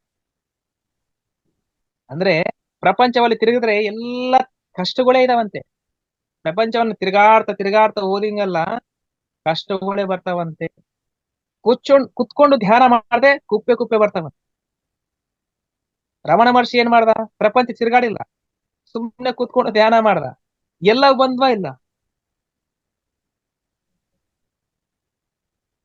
ಅದು ತಿಳ್ಕೋಬೇಕು, ಗ್ರಹಿಸ್ಕೋಬೇಕು, ಅರ್ಥ ಮಾಡ್ಕೋಬೇಕು.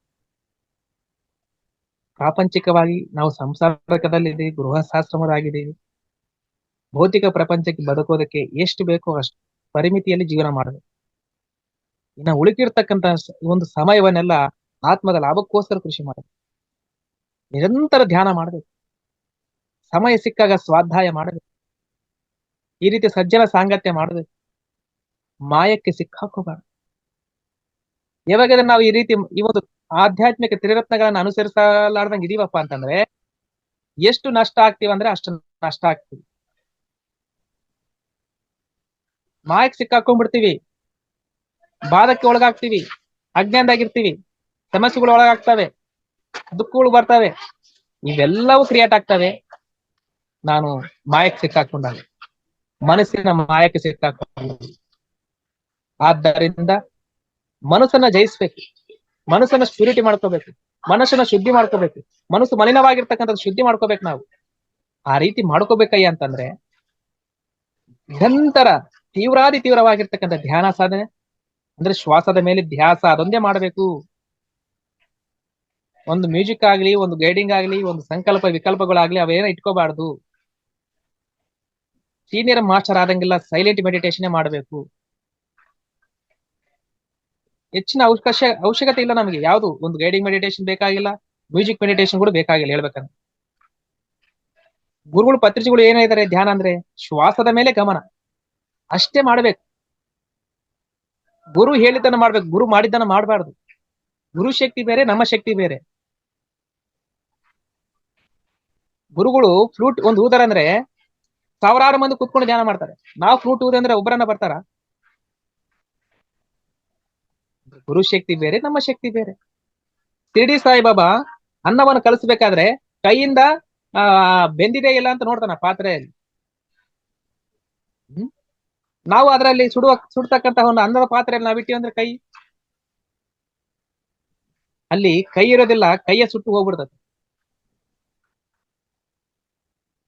ಆದ್ದರಿಂದ ಇಲ್ಲಿ ನಾವು ಶರಣರು, ಯೋಗಿಗಳು, ಯೋಗೀಶ್ವರರು, ಅವ್ರ ಶಕ್ತಿನೇ ಬೇರೆ, ನಮ್ಮ ಶಕ್ತಿನೇ ಬೇರೆ.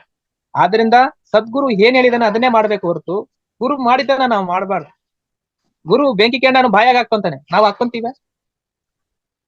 ಗುರು ಒಂದು ಪ್ರಣದಿಯಲ್ಲಿ ನೀರಿನಿಂದ ದೀಪ ಹಚ್ತಾನೆ, ನಾವು ಹಚ್ತೀವ?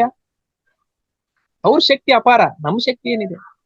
ಪುಟ್ಟಭರ್ತಿ ಸತ್ಯಸಾಯಿಬಾಬಾ ಕೈಯಿಂದ ಬೂದಿಯನ್ನು ಇದ್ ಮಾಡ್ತಾನೆ, ಲಿಂಗವನ್ನು ತೆಗಿತಾನೆ, ಏನ್ ಬೇಕಾದೆಲ್ಲ ಮಾಡ್ತಾನೆ, ಹೋಗಿರ್ತಕ್ಕಂಥ ಪ್ರಾಣವನ್ನು ಮತ್ತೆ ಇದು ಮಾಡ್ತಾನೆ, ಜೀವಂತವಾಗಿ ಮಾಡ್ತಾನೆ. ನಾವು ಮಾಡ್ತೀವ? ಆದ್ದರಿಂದ ಸದ್ಗುರುಗಳೇ ಬೇರೆ, ನಾವೇ ಬೇರೆ. ಅವ್ರು ಹೇಳಿರ್ತಕ್ಕಂಥ ನಾವು ಪಾಲನೆ ಮಾಡಬೇಕು. ಆದ್ದರಿಂದ ಸಾಧನೆ ಅಂತಕ್ಕಂಥದ್ದು ತೀವ್ರವಾಗಿ ಮಾಡಬೇಕು. ಕೇವಲ ಶ್ವಾಸದ ಮೇಲೆ ಗಮನ ಮತ್ತು ಕಠಿಣವಾಗಿ ಆಹಾರ ನಿಯಮವನ್ನು ಪಾಲನೆ ಮಾಡಬೇಕು. ಬೆಳ್ಳುಳ್ಳಿ ಆಗ್ಲಿ, ಮಶ್ರೂಮ್ ಆಗ್ಲಿ ಯಾವುದು ತಿನ್ನಬಾರ್ದು. ಬೇಕರಿಗಳಲ್ಲಿ ಅವು ಇವು ಪಾನಿಪುರಿ ಅಂತೆ, ಕಚೋರಿ ಅಂತೆ, ಗೋಬಿ ಅಂತೆ ಅವೆಲ್ಲ ತಿನ್ನಬಾರ್ದು. ಶುದ್ಧವಾದ ಸಾತ್ವಿಕ ಆಹಾರವನ್ನು ತಿನ್ನಬೇಕು. ಮನೆಯಲ್ಲಿ ಜಾಸ್ತಿ ಮಾಡ್ಕೊಂಡು ತಿನ್ನಬೇಕು. ಇಲ್ಲಾಂದ್ರೆ ಹಣ್ಣು ಹಂಪಳಗಳನ್ನು ತಿನ್ನಬೇಕು. ಹೋಟ್ಲಲ್ಲಿ ತಿನ್ನಿ ಅಂದ್ರೆ ವಿಚಾರ ಮಾಡಿ ತಿನ್ನಬೇಕು. ಎಷ್ಟಂದ್ರೆ ಇದಕ್ಕಂದ್ರೆ ಅಪಾರವಾದ ಶಕ್ತಿ ಗಳಿಸಿರ್ತೀವಿ. ಆಹಾರ ನಿಯಮದಲ್ಲಿ ನಾವು ಪಾಲನೆ ಮಾಡಲು ಹೋದ ಪಕ್ಷದಲ್ಲಿ ಶಕ್ತಿ ಎಲ್ಲ ಕಳ್ಕೊಂತೀವಿ, ಮತ್ತೆ ಮಾನವರಾಗ್ತೀವಿ. ಧ್ಯಾನದಿಂದ ಮಾನವರಿಂದ ದೈವ ಲಕ್ಷಣ ಬರ್ತಾ ಇರ್ತವೆ. ಸ್ವಲ್ಪ ಆಹಾರ ನಿಯಮದಲ್ಲಿ ಪಾಲನೆ ಇಲ್ಲದಕ್ಕೆ ನಾವೇನಾಗ್ತೀವಿ, ಮತ್ತೆ ಮಾನವರಾಗ್ಬಿಡ್ತೀವಿ. ದೈವ ಲಕ್ಷಣ ಹೋಗಿ ಮತ್ತೆ ಮಾನವನಾಗ್ತೀವಿ. ನಾರಾಯಣ ತತ್ವ ಹೋಗಿ ಮತ್ತೆ ನರನ ಆಗ್ಬಿಡ್ತಾನೆ. ಆದ್ದರಿಂದ ಆಹಾರ ನಿಯಮವನ್ನು ಕಠಿಣವಾಗಿ ಪಾಲನೆ ಮಾಡಬೇಕು. ಅದೇ ರೀತಿಯಾಗಿ ತೀವ್ರವಾಗಿರತಕ್ಕಂಥ ಧ್ಯಾನ ಸಾಧನೆ ಮಾಡಬೇಕು ಮತ್ತು ಆತ್ಮಜ್ಞಾನಕ್ಕೆ ಸಂಬಂಧಪಟ್ಟಿರ್ತಕ್ಕಂಥ ಪುಸ್ತಕಗಳನ್ನು ಓದಬೇಕು. ಅಲ್ಲದೆ ಈ ರೀತಿ ಸಜ್ಜನ ಸಾಂಗತ್ಯ, ಸತ್ಯವನ್ನು ತಿಳ್ಕೊಂಡಿರ್ತಕ್ಕಂಥ ಸತ್ಪುರುಷರ ಸಾಂಗತ್ಯ ಮಾಡಬೇಕು. ಆಮೇಲೆ ಇಷ್ಟೆಲ್ಲ ಮಾಡಿದ್ಮೇಲೆ ಮುಗಿದಿಲ್ಲ, ನಾವು ತಿಳ್ಕೊಂಡಿರ್ತಕ್ಕಂಥ ಜ್ಞಾನವನ್ನ ಒಬ್ಬರಿಗನ್ನಾಗ್ಲಿ ನಮ್ ತರ ತಯಾರು ಮಾಡ್ಬೇಕು. ಇದು ಅವಾಗ ನಮ್ಗೆ ನಾವು ಬಂದಿರ್ತಕ್ಕಂಥ ಪರ್ಪಸ್ ಮುಗಿತಂತ ಅರ್ಥ. ನಮ್ ಜನ್ಮ ಸಾರ್ಥಕ ಆಯ್ತಂತ ಅರ್ಥ. ಅದೇ ಮಾಡ್ತಾ ಇದೀವಿ ನಾವೆಲ್ಲರೂ. ಕೆಲವರು ಮುಂದೆ ಇದ್ದಾರೆ, ಕೆಲವರು ಹಿಂದೆ ಇದ್ದಾರೆ, ಕೆಲವರು ಮಧ್ಯದಲ್ಲಿ ಇದ್ದಾರೆ. ಹಾಗಾಗಿ ಸ್ವಲ್ಪ ಈ ಒಂದು ಜನ್ಮವನ್ನ ಸಾರ್ಥಕ ಮಾಡ್ಕೋಬೇಕು. ಸ್ವಲ್ಪ ಕೃಷಿ ಮಾಡ್ಬೇಕು. ಸತ್ಯ ಕಡೆ ಪ್ರಯಾಣ ಮಾಡೋಣ. ಸಮಯನ ವೇಸ್ಟ್ ಮಾಡೋದು ಬೇಡ. ಮತ್ತೆ ಜನ್ಮಗಳು ತಗೋದು ಬೇಡ. ನಾನು ಯಾರಂತ ತಿಳ್ಕೊಳ್ಳೋಣ, ನಾನೊಂದು ಆತ್ಮ ಅಂತ ತಿಳ್ಕೊಳ್ಳೋಣ. ಆತ್ಮದ ಲಾಭಕ್ಕೋಸ್ಕರ ಕೃಷಿ ಮಾಡೋಣ. 4 ಮಂದಿನ ತಯಾರು ಮಾಡೋಣ. ಜನ್ಮ ಸಾರ್ಥಕ ಮಾಡ್ಕೊಳ್ಳೋಣ, ಸಫಲೀಕೃತ ಆಗೋಣ ಅಂತ ತಿಳ್ಕೊಳ್ತಾ ಇಷ್ಟೊತ್ತು ನನಗೆ ಅವಕಾಶ ಮಾಡಿಕೊಟ್ಟಿರ್ತಕ್ಕಂತಹ ಎಲ್ಲ ಆತ್ಮವನ್ನು ನಮಸ್ಕರಿಸ್ಕೊಳ್ತಾ 2 ವಾಕ್ಯಶೀಲ ಗುರುಪಾದ ಕರ್ಪಿಸುತ್ತೆ ಮಂಗಳವನ್ನು ಮಾಡುತ್ತೆ. ನಮಸ್ಕಾರ ಬಾಲಕೃಷ್ಣ ವೈಕೂರ್ಗೋಡು ಅವರಿಗೆ. ಸರ್ ತುಂಬಾ ಚೆನ್ನಾಗಿತ್ತು ಸರ್. ನಿಮ್ಮ ವಿಚಾರಧಾರೆ ಒಂದು ಉನ್ನತ ಮಟ್ಟದಲ್ಲಿತ್ತು. ಸರಳವಾಗಿ ಎಲ್ಲರ ಮನಸ್ಸಿಗೂ ಮುಟ್ಟೋ ಹಾಗೆ ತಾವು ಹೇಳ್ಕೊಟ್ರಿ, ತಿಳಿಸಿದ್ರಿ. ಅದರಲ್ಲಿ ಅದೇ ಇದರಲ್ಲೇ ಗೊತ್ತಾಗುತ್ತೆ ನಿಮ್ಮಲ್ಲಿ ಎಷ್ಟು ಜ್ಞಾನ ಇದೆ ಅನ್ನೋದನ್ನ. ನೀವು ಹೇಳ್ಬೇಕು ಅಂದ್ರೆ ಜ್ಞಾನ ವೃದ್ಧರು ಅಂತ ಹೆಂಗಿದ್ದೀರಾ, ಆದ್ರೆ ಜ್ಞಾನ ವೃದ್ಧರಿದ್ದೀರಾ ಅಂದ್ರೆ ಜ್ಞಾನವನ್ನ ಹೆಚ್ಚು ಸಂಪಾದಿಸ್ಕೊಂಡಿದ್ದೀರಾ. ನಿಮ್ಮ ಕಣ್ಣುಗಳಲ್ಲೇ ಗೊತ್ತಾಗತ್ತೆ ತೇಜಸ್ ಇದೆ ಅನ್ನೋದು. ಆ ಕಾಂತಿ ನಿಮ್ಮ ಮುಖದಲ್ಲೇ ಗೊತ್ತಾಗತ್ತೆ. ನೀವು ಸಾಧಕರು ಅನ್ನೋದನ್ನ ಖಂಡಿತ ನಾವು ಕಂಡು ಹಿಡಿಕೋಬಹುದು. ಹಾಗಾಗಿದ್ದೇನೆ ನಿಮ್ಮ ಒಂದು ಇದರಲ್ಲಿ ಕ್ರಿಯೆಯಲ್ಲಿ ಏನು ಜ್ಞಾನ ಹಂಚೋ ಕ್ರಿಯೆ ಏನು ನಡೀತಾ ಇದೆ, ಅದರಲ್ಲಿ ಇನ್ನು ಮುಂದಕ್ಕೆ ಹೆಚ್ಚು ಹೆಚ್ಚು ಸಾಧನೆಗಳಾಗ್ಲಿ. ಸುಭಾಷ್ ಪತ್ರಿಜಿ ಅವರ ಅನುಗ್ರಹ ನಿಮ್ಮಲ್ಲಿರ್ಲಿ, ಸರ್ವ ದೇವತೆಗಳ ಅನುಗ್ರಹ ನಿಮ್ಮಲ್ಲಿರ್ಲಿ. ಹೆಚ್ಚು ಹೆಚ್ಚು ಕಾರ್ಯಗಳನ್ನ ಮಾಡಿ ಎಲ್ರಿಗೂ ಇದು ಮಾಡ್ಕೊಡಿ ಅಂತ ನಾನು ಪ್ರಾರ್ಥನೆ ಮಾಡ್ಕೋತೀನಿ. ಇವತ್ತಿನ ಕಾರ್ಯಕ್ರಮದಲ್ಲಿ ತಾವು ಬಂದು ನಮಗೆ ಅತ್ಯಂತ ಸರಳವಾಗಿ, ಸುಂದರವಾಗಿ, ಎಲ್ಲರೂ ಮನಸ್ಸು ಮುಟ್ಟೋ ಹಾಗೆ ನೀವು ಹೇಳಿ ಒಂದು ನಿಮ್ಮ ವಿಚಾರಧಾರೆಯನ್ನ, ಉಪನ್ಯಾಸವನ್ನ ನಮ್ಮ ಜೊತೆ ಹಂಚ್ಕೊಂಡಿದ್ದೀರಾ. ಅದಕ್ಕೆ ನಮ್ಮ ಹೃತ್ಪೂರ್ವಕವಾದಂತಹ ವಂದನೆಗಳನ್ನ ಅರ್ಪಿಸ್ತಾ ಇದೀವಿ ಸರ್. ನಮ್ಮ ಎಲ್ಲಾ ಮಾಸ್ಟರ್ಸ್ ಪರವಾಗಿ, ಮಹಾ ಅವತಾರ್ ಫೌಂಡೇಶನ್ ಪರವಾಗಿ ನಾನು ನಮ್ಮನ್ನ ಪ್ರಾರ್ಥನೆ ಮಾಡ್ಕೋತಾ ಇದ್ದೀನಿ, ನಮಸ್ಕಾರ ಮಾಡ್ತಾ ಇದ್ದೀನಿ. ಈಗ ಒಂದು ಸಣ್ಣ ವಿಚಾರ ವಿನಿಮಯ, ಒಂದು ಸ್ವಲ್ಪ ಹೊತ್ತು. ಯಾರಾದ್ರೂ ಡೌಟ್ ಇದೆಯಾ, ಅಥವಾ ಅನುಮಾನಗಳಿದೆಯಾ, ಅಥವಾ ಸಂದೇಹಗಳಿದೆಯಾ, ಅಥವಾ ಅವ್ರ ಅನುಭವಗಳಿದೆಯಾ? ಅವ್ರಿಗೇನಾದ್ರು ಅನುಭವ ಆಗಿದ್ರೆ ಧ್ಯಾನದಲ್ಲಿ ಆಗ್ಲಿ, ಅಥವಾ ಅಸ್ಟ್ರಲ್ ಬಾಡೀಸ್ ವಿಷಯವಾಗಿ ಇನ್ನೇನೋ ತಿಳ್ಕೊಬೇಕು ಅನ್ನೋದಿದ್ರೆ, ಇನ್ನೇನೋ ಸಂದೇಹಗಳಿದ್ರೆ ದಯವಿಟ್ಟು ತಿಳಿಸ್ಬೇಕು ಅಂತ ಕೇಳ್ಕೊತೀನಿ. ನಮ್ಮ ಮಾಸ್ಟರ್ಸ್ ಎಲ್ರಿಗೂ ರಿಕ್ವೆಸ್ಟ್ ಮಾಡ್ಕೋತಾ ಇದ್ದೀನಿ, ತಾವು ಯಾರಾದ್ರೂ ಹೇಳಿದ್ರೆ ನಿಮ್ಮ ಮೈಕನ್ನು ಆನ್ ಮಾಡ್ಕೊಳ್ಳಿ, ಮಾತಾಡಿ. ವಿಡಿಯೋನು ಆನ್ ಮಾಡ್ಕೊಳ್ಳಿ.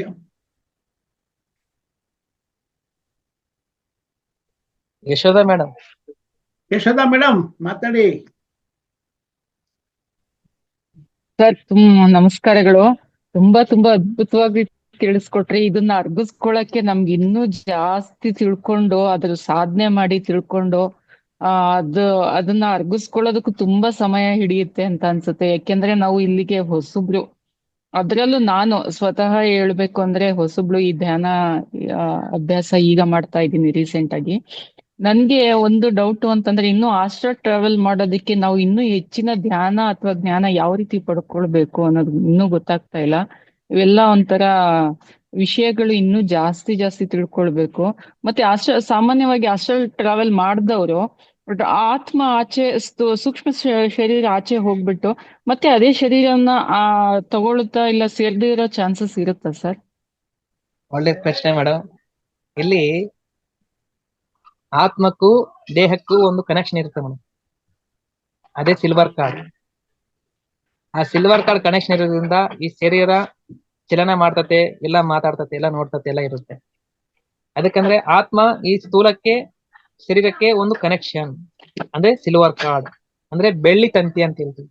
ಆ ಬೆಳ್ಳಿ ತಂತಿಯಿಂದ ಆತ್ಮದ ಶಕ್ತಿ ಈ ಸ್ಥೂಲ ಶರೀರಕ್ಕೆ ಪ್ರವೇಶ ಆಗ್ತಾ ಇರುತ್ತೆ, ಟ್ರಾನ್ಸ್ಫಾರ್ಮೇಶನ್ ಆಗ್ತಾ ಇರುತ್ತೆ. ರಾತ್ರಿ ವೇಳೆಯಲ್ಲಿ ಗಾಢವಾದ ನಿದ್ರೆಯಲ್ಲಿ ಈ ಒಂದು ಆತ್ಮ ಪೂರ್ಣಾತ್ಮ ಜೊತೆ ಅನುಸಂಧಾನ ಆಗಿರುತ್ತೆ. ಅನುಸಂಧಾನವಾಗಿ ಶಕ್ತಿಯನ್ನು ತಗೊಳ್ಳುತ್ತೆ ಮತ್ತು ಈ ಸ್ಥೂಲ ಶರೀರದೊಳಗೆ ಮತ್ತೆ ಪ್ರವೇಶ ಆಗುತ್ತೆ. ಅವಾಗ ಅದಕ್ಕೋಸ್ಕರ ಬೆಳಿಗ್ಗೆ ನಾವು ಹಾಯಾಗಿ ನಮ್ಮ ಕೆಲಸಗಳನ್ನ ಮಾಡ್ಕೊಂತ ಇರ್ತೀವಿ. ಇದು ಭೌತಿಕವಾಗಿ ಜೀವನ ಮಾಡ್ತಕ್ಕಂತಹ ಮಾನವರ ಲಕ್ಷಣ. ಆದ್ರೆ ಒಬ್ಬ ಯೋಗಿ ಏನ್ ಮಾಡ್ತಾನೆ? ಧ್ಯಾನ ಸಾಧನೆ ಮಾಡ್ತಾನೆ. ದೇಹ ಮನಸ್ಸು ದಾಟಿ ಆತ್ಮಸ್ಥಿತಿಯಲ್ಲಿ ಇರ್ತಾನೆ. ಆತ್ಮದಿಂದ ಒಂದು ಪೂರ್ಣಾತ್ಮ ಜೊತೆಗೆ ಅನುಸಂಧಾನ ಆಗ್ತಾ ಇರ್ತಾನೆ. ವಿಶ್ವಮಯ ಪ್ರಾಣಶಕ್ತಿಯನ್ನ ಅಪಾರವಾಗಿ ತಗೊಂತಾ ಇರ್ತಾನೆ. ಆ ಒಂದು ತಗೊಂತಿರ್ಬೇಕಾದ್ರೆ ಆ ಒಂದು ಪ್ರೋಸೆಸ್ ನಲ್ಲಿ ಎಷ್ಟೋ ಒಂದು ಎನರ್ಜಿ ಬರುತ್ತೆ ಅವ್ರಿಗೆ. ಇಲ್ಲಿ ಬಹಳ ಇಂಪಾರ್ಟೆಂಟ್ ಅರ್ಥ ಮಾಡ್ಕೋಬೇಕು. ನಾವು ರಾತ್ರಿಯಲ್ಲಿ ಮಲಗಿದಾಗ 8 ತಾಸು ನಿದ್ದೆ ಮಲಗ್ತೀವಿ.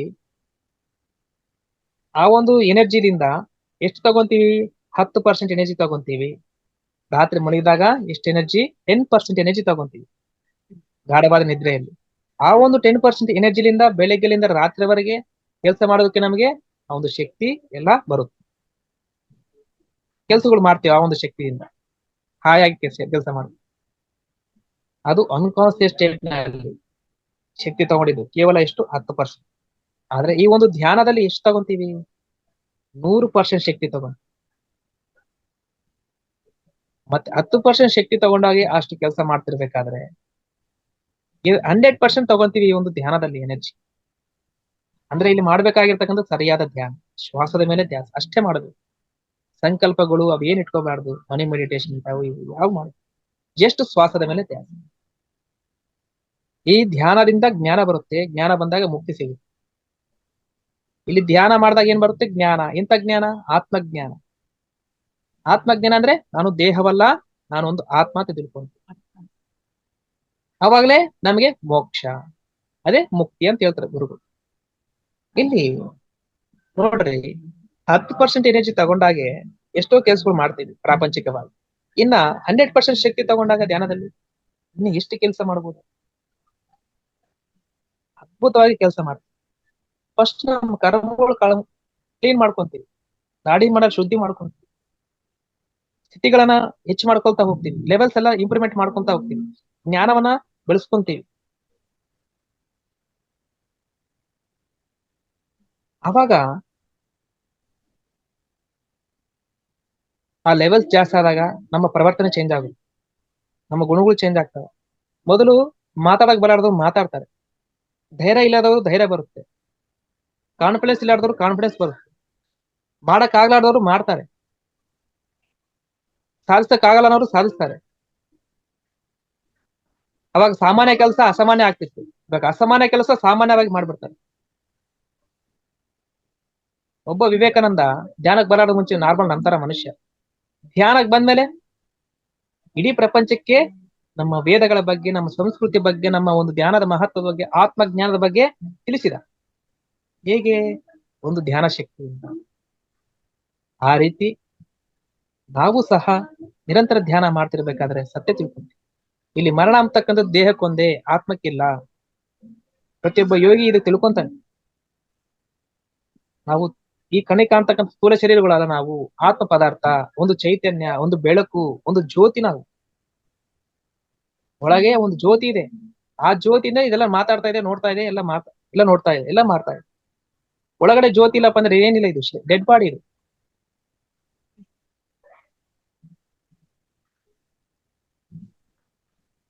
ಬಾಹ್ಯ ಸೌಂದರ್ಯ ಇರಲ್ಲ, ಅಂತರ್ ಸೌಂದರ್ಯ ಮಾಡ್ಕೋಬೇಕು. ಮರಣ ಅಂದ್ರೆ ಏನಿಲ್ಲಿ? ಸ್ಥೂಲಕ್ಕೂ ಸೂಕ್ಷ್ಮಕ್ಕೂ ಕನೆಕ್ಷನ್ ಆಗಿರ್ತಕ್ಕಂತಹ ಆ ಒಂದು ಬೆಳ್ಳಿ ತಂತಿ ಕಟ್ ಆಗುತ್ತಷ್ಟೇ. ಇದು ಸತ್ಯ ತಿಳ್ಕೊಬೇಕು ನಾವು. ಮರಣ ಅಂದ್ರೆ ಬೆಳ್ಳಿ ತಂತಿ ಕಟ್ಟಾಯ್ತು, ಸಿಲ್ವರ್ ಕಾರ್ಡ್ ಕಟ್ಟಾಯ್ತು ಅಷ್ಟೇ. ನಾವ್ ಯಾವಾಗ್ಲೂ ಇರ್ತೀವಿ. ಸ್ಥೂಲ ಶರೀರಕ್ಕೆ ಸಂಬಂಧಪಟ್ಟಿರ್ತಕ್ಕ ಒಂದು ಶರೀರ ಮಾತ್ರ ಉದ್ರೋಗಿದೆ. ಮತ್ತೆ ಮರಣ ಆದ್ಮೇಲೆ 3 ದಿನ ಆದ್ಮೇಲೆ ಆ ಪ್ರಾಣಮಯ ಶರೀರ ಸಹ ಉದುರೋಗುತ್ತೆ, ಭೂಲೋಕದಲ್ಲೇ ಉದುರೋಗುತ್ತೆ 3 ದಿನ ಆದ್ಮೇಲೆ. ಆಮೇಲೆ ಮನೋಮಯ ಶರೀರ ಇರುತ್ತೆ, ಅದು ಭೂವರ್ಲೋಕ ಸೌರಲೋಕದವರೆಗೆ ಎಲಿಜಿಬಿಲಿಟಿ. ಅಲ್ಲಿ ಆದ್ಮೇಲೆ ಭೂವರ್ಲೋಕದಲ್ಲಿ ಇರುತ್ತೆ, ಮತ್ತೆ ಸ್ವರ್ಗಲೋಕದಲ್ಲಿ ಹೋಗುತ್ತೆ, ಸ್ವರ್ಗಲೋಕದಲ್ಲಿ ಆದ್ಮೇಲೆ ಅಲ್ಲಿ ಉದುರೋಗುತ್ತೆ. ಆಮೇಲೆ ಜನಲೋಕಕ್ಕೆ ಹೋಗುತ್ತೆ, ಅಂದ್ರೆ ಕಾರಣ ಶರೀರದಿಂದ ಹೋಗುತ್ತೆ. ಅಲ್ಲಿ ಕಾರಣ ಶರೀರದಲ್ಲಿ ಇನ್ನ ಸ್ವಲ್ಪ ಹೆಚ್ಚಿನ ಸೇವೆ ಮಾಡಿರ್ತಕ್ಕಂಥವ್ರು, ಮಹಾ ಸೇವೆ ಮಾಡಿರ್ತಕ್ಕಂಥವ್ರು ಮಹಾಲೋಕಕ್ಕೆ ಹೋಗುತ್ತೆ. ಅಂದ್ರೆ ಕಾರಣ ಶರೀರ ಉದ್ರಿ ಮತ್ತೆ ಮಹಾಕಾರಣ ಶರೀರದಲ್ಲಿ ಪ್ರವೇಶ ಆಗ್ತಾನೆ ಆ ಒಂದು ಸೋಲು. ಅಲ್ಲಿ ಇನ್ನ ಸೇವೆ ಮಾಡಿರ್ತಾನೆ, ಇಲ್ಲ ಮಹಾತ್ಮ ಗಾಂಧೀಜಿ ಅಂತ ಅವಂತವರೆಲ್ಲ ಮಹಾಲೋಕಕ್ಕೆ ಹೋಗ್ತಾರೆ. ಅದಕ್ಕಿಂತ ಹೆಚ್ಚು ಸೇವೆ ಮಾಡಿರ್ತಕ್ಕಂಥವ್ರು, ಭೂಲೋಕದಲ್ಲಿ ಧ್ಯಾನ ಮಾಡಿರ್ತಕ್ಕಂಥವ್ರು ಆ ಒಂದು ಶರೀರ ಕಾರಣ ಶರೀರವನ್ನು ಉದ್ರಿ ಮತ್ತೆ ಯಾವುದು ನಿರ್ವಾಣಮಯ ಶರೀರ, ಕಾಸ್ಮಿಕ್ ಬಾಡಿ, ವಿಶ್ವಮಯ ಶರೀರ, ಆ ಒಂದು ಶರೀರ ತಪೋಲೋಕಕ್ಕೆ ಹೋಗ್ತತೆ. ಫೈನಲ್ ಆಗಿ ಆ ಒಂದು ತಪೋಲೋಕದಲ್ಲಿ ಇರ್ತಕ್ಕಂತಹ ವಿಶ್ವಮಯ ಶರೀರ ಸಹ ಉದ್ರಿ ಸಾಧನೆ ಮಾಡಿರ್ತಕ್ಕಂಥ ಭೂಲೋಕದಲ್ಲಿ ಸಾಧನೆ ಮಾಡಿ ಸ್ವಾಧ್ಯಾಯ, ಸಜ್ಜನ ಸಾಂಗತ್ಯ, ಸೇವಾ ಮತ್ತೆ ಸ್ವಾಧ್ಯಾಯ ಇವೆಲ್ಲ ಮಾಡಿ 4 ಮಂದಿಗೆ ತಿಳಿಸಿರ್ತಾನಲ್ಲ, ಅಂತಹ ಒಬ್ಬ ಸಾಧಕ ಎಲ್ಲಿ ಹೋಗ್ತಾನಂದ್ರೆ ಎಲ್ಲಾ ಶರೀರಗಳನ್ನ ಕಳಚಿ ಒಂದೇ ಒಂದು ನಿರ್ವಾಣಮಯ ಶರೀರದಿಂದ ಆ ಒಂದು ಸತ್ಯಲೋಕಕ್ಕೆ ಸೇರ್ಕೊಳ್ತಾನೆ. ಒಂದೊಂದು ಲೋಕದಲ್ಲಿ ಒಂದೊಂದು ಶರೀರ ಇರುತ್ತೆ.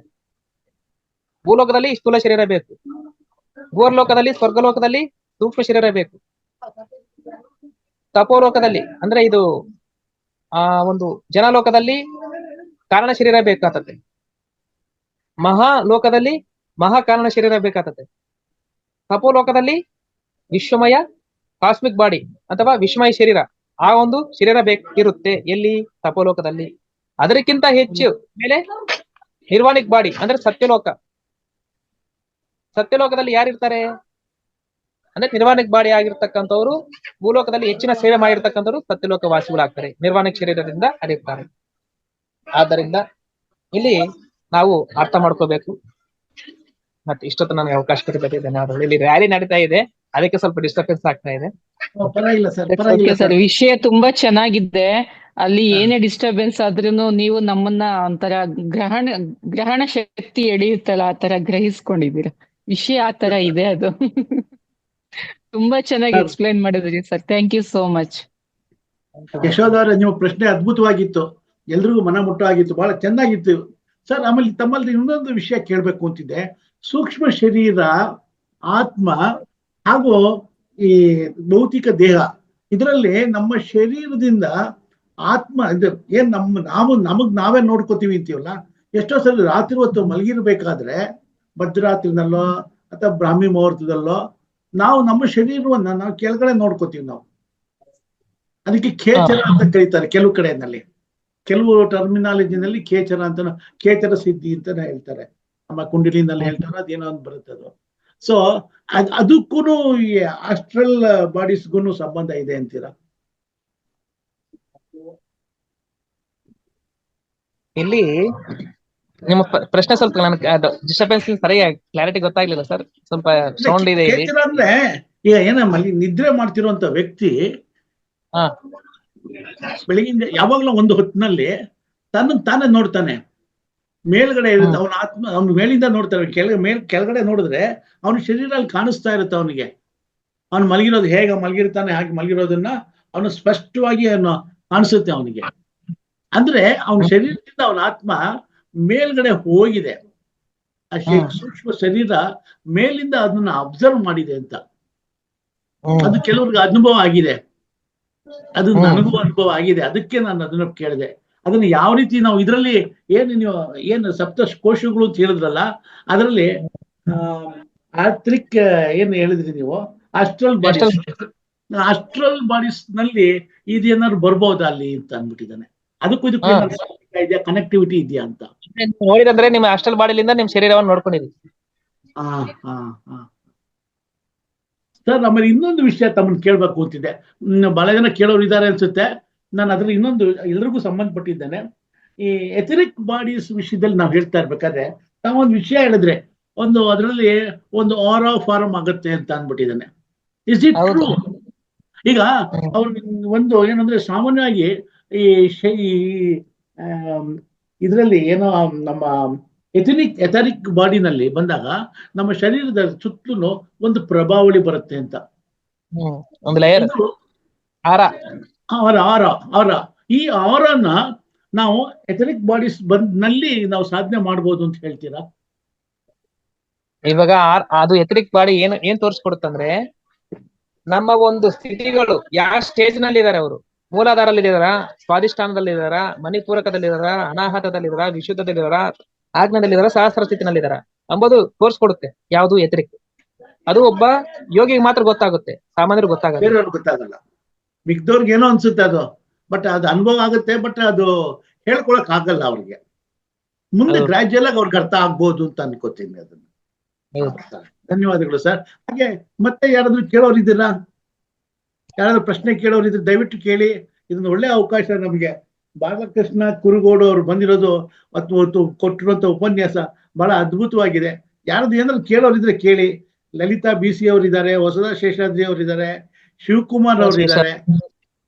ಯಾರಾದ್ರೂ ಮಾತಾಡಿ. ಇದು ಒಳ್ಳೆ ಅವಕಾಶ ಬಿಡಬೇಡಿ, ಕೇಳೋಣ.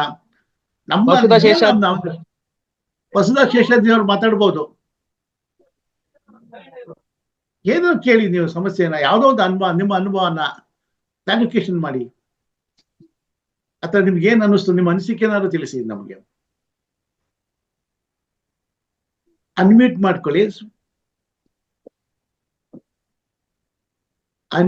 ಮಾಡ್ಕೊಳ್ಳಿ.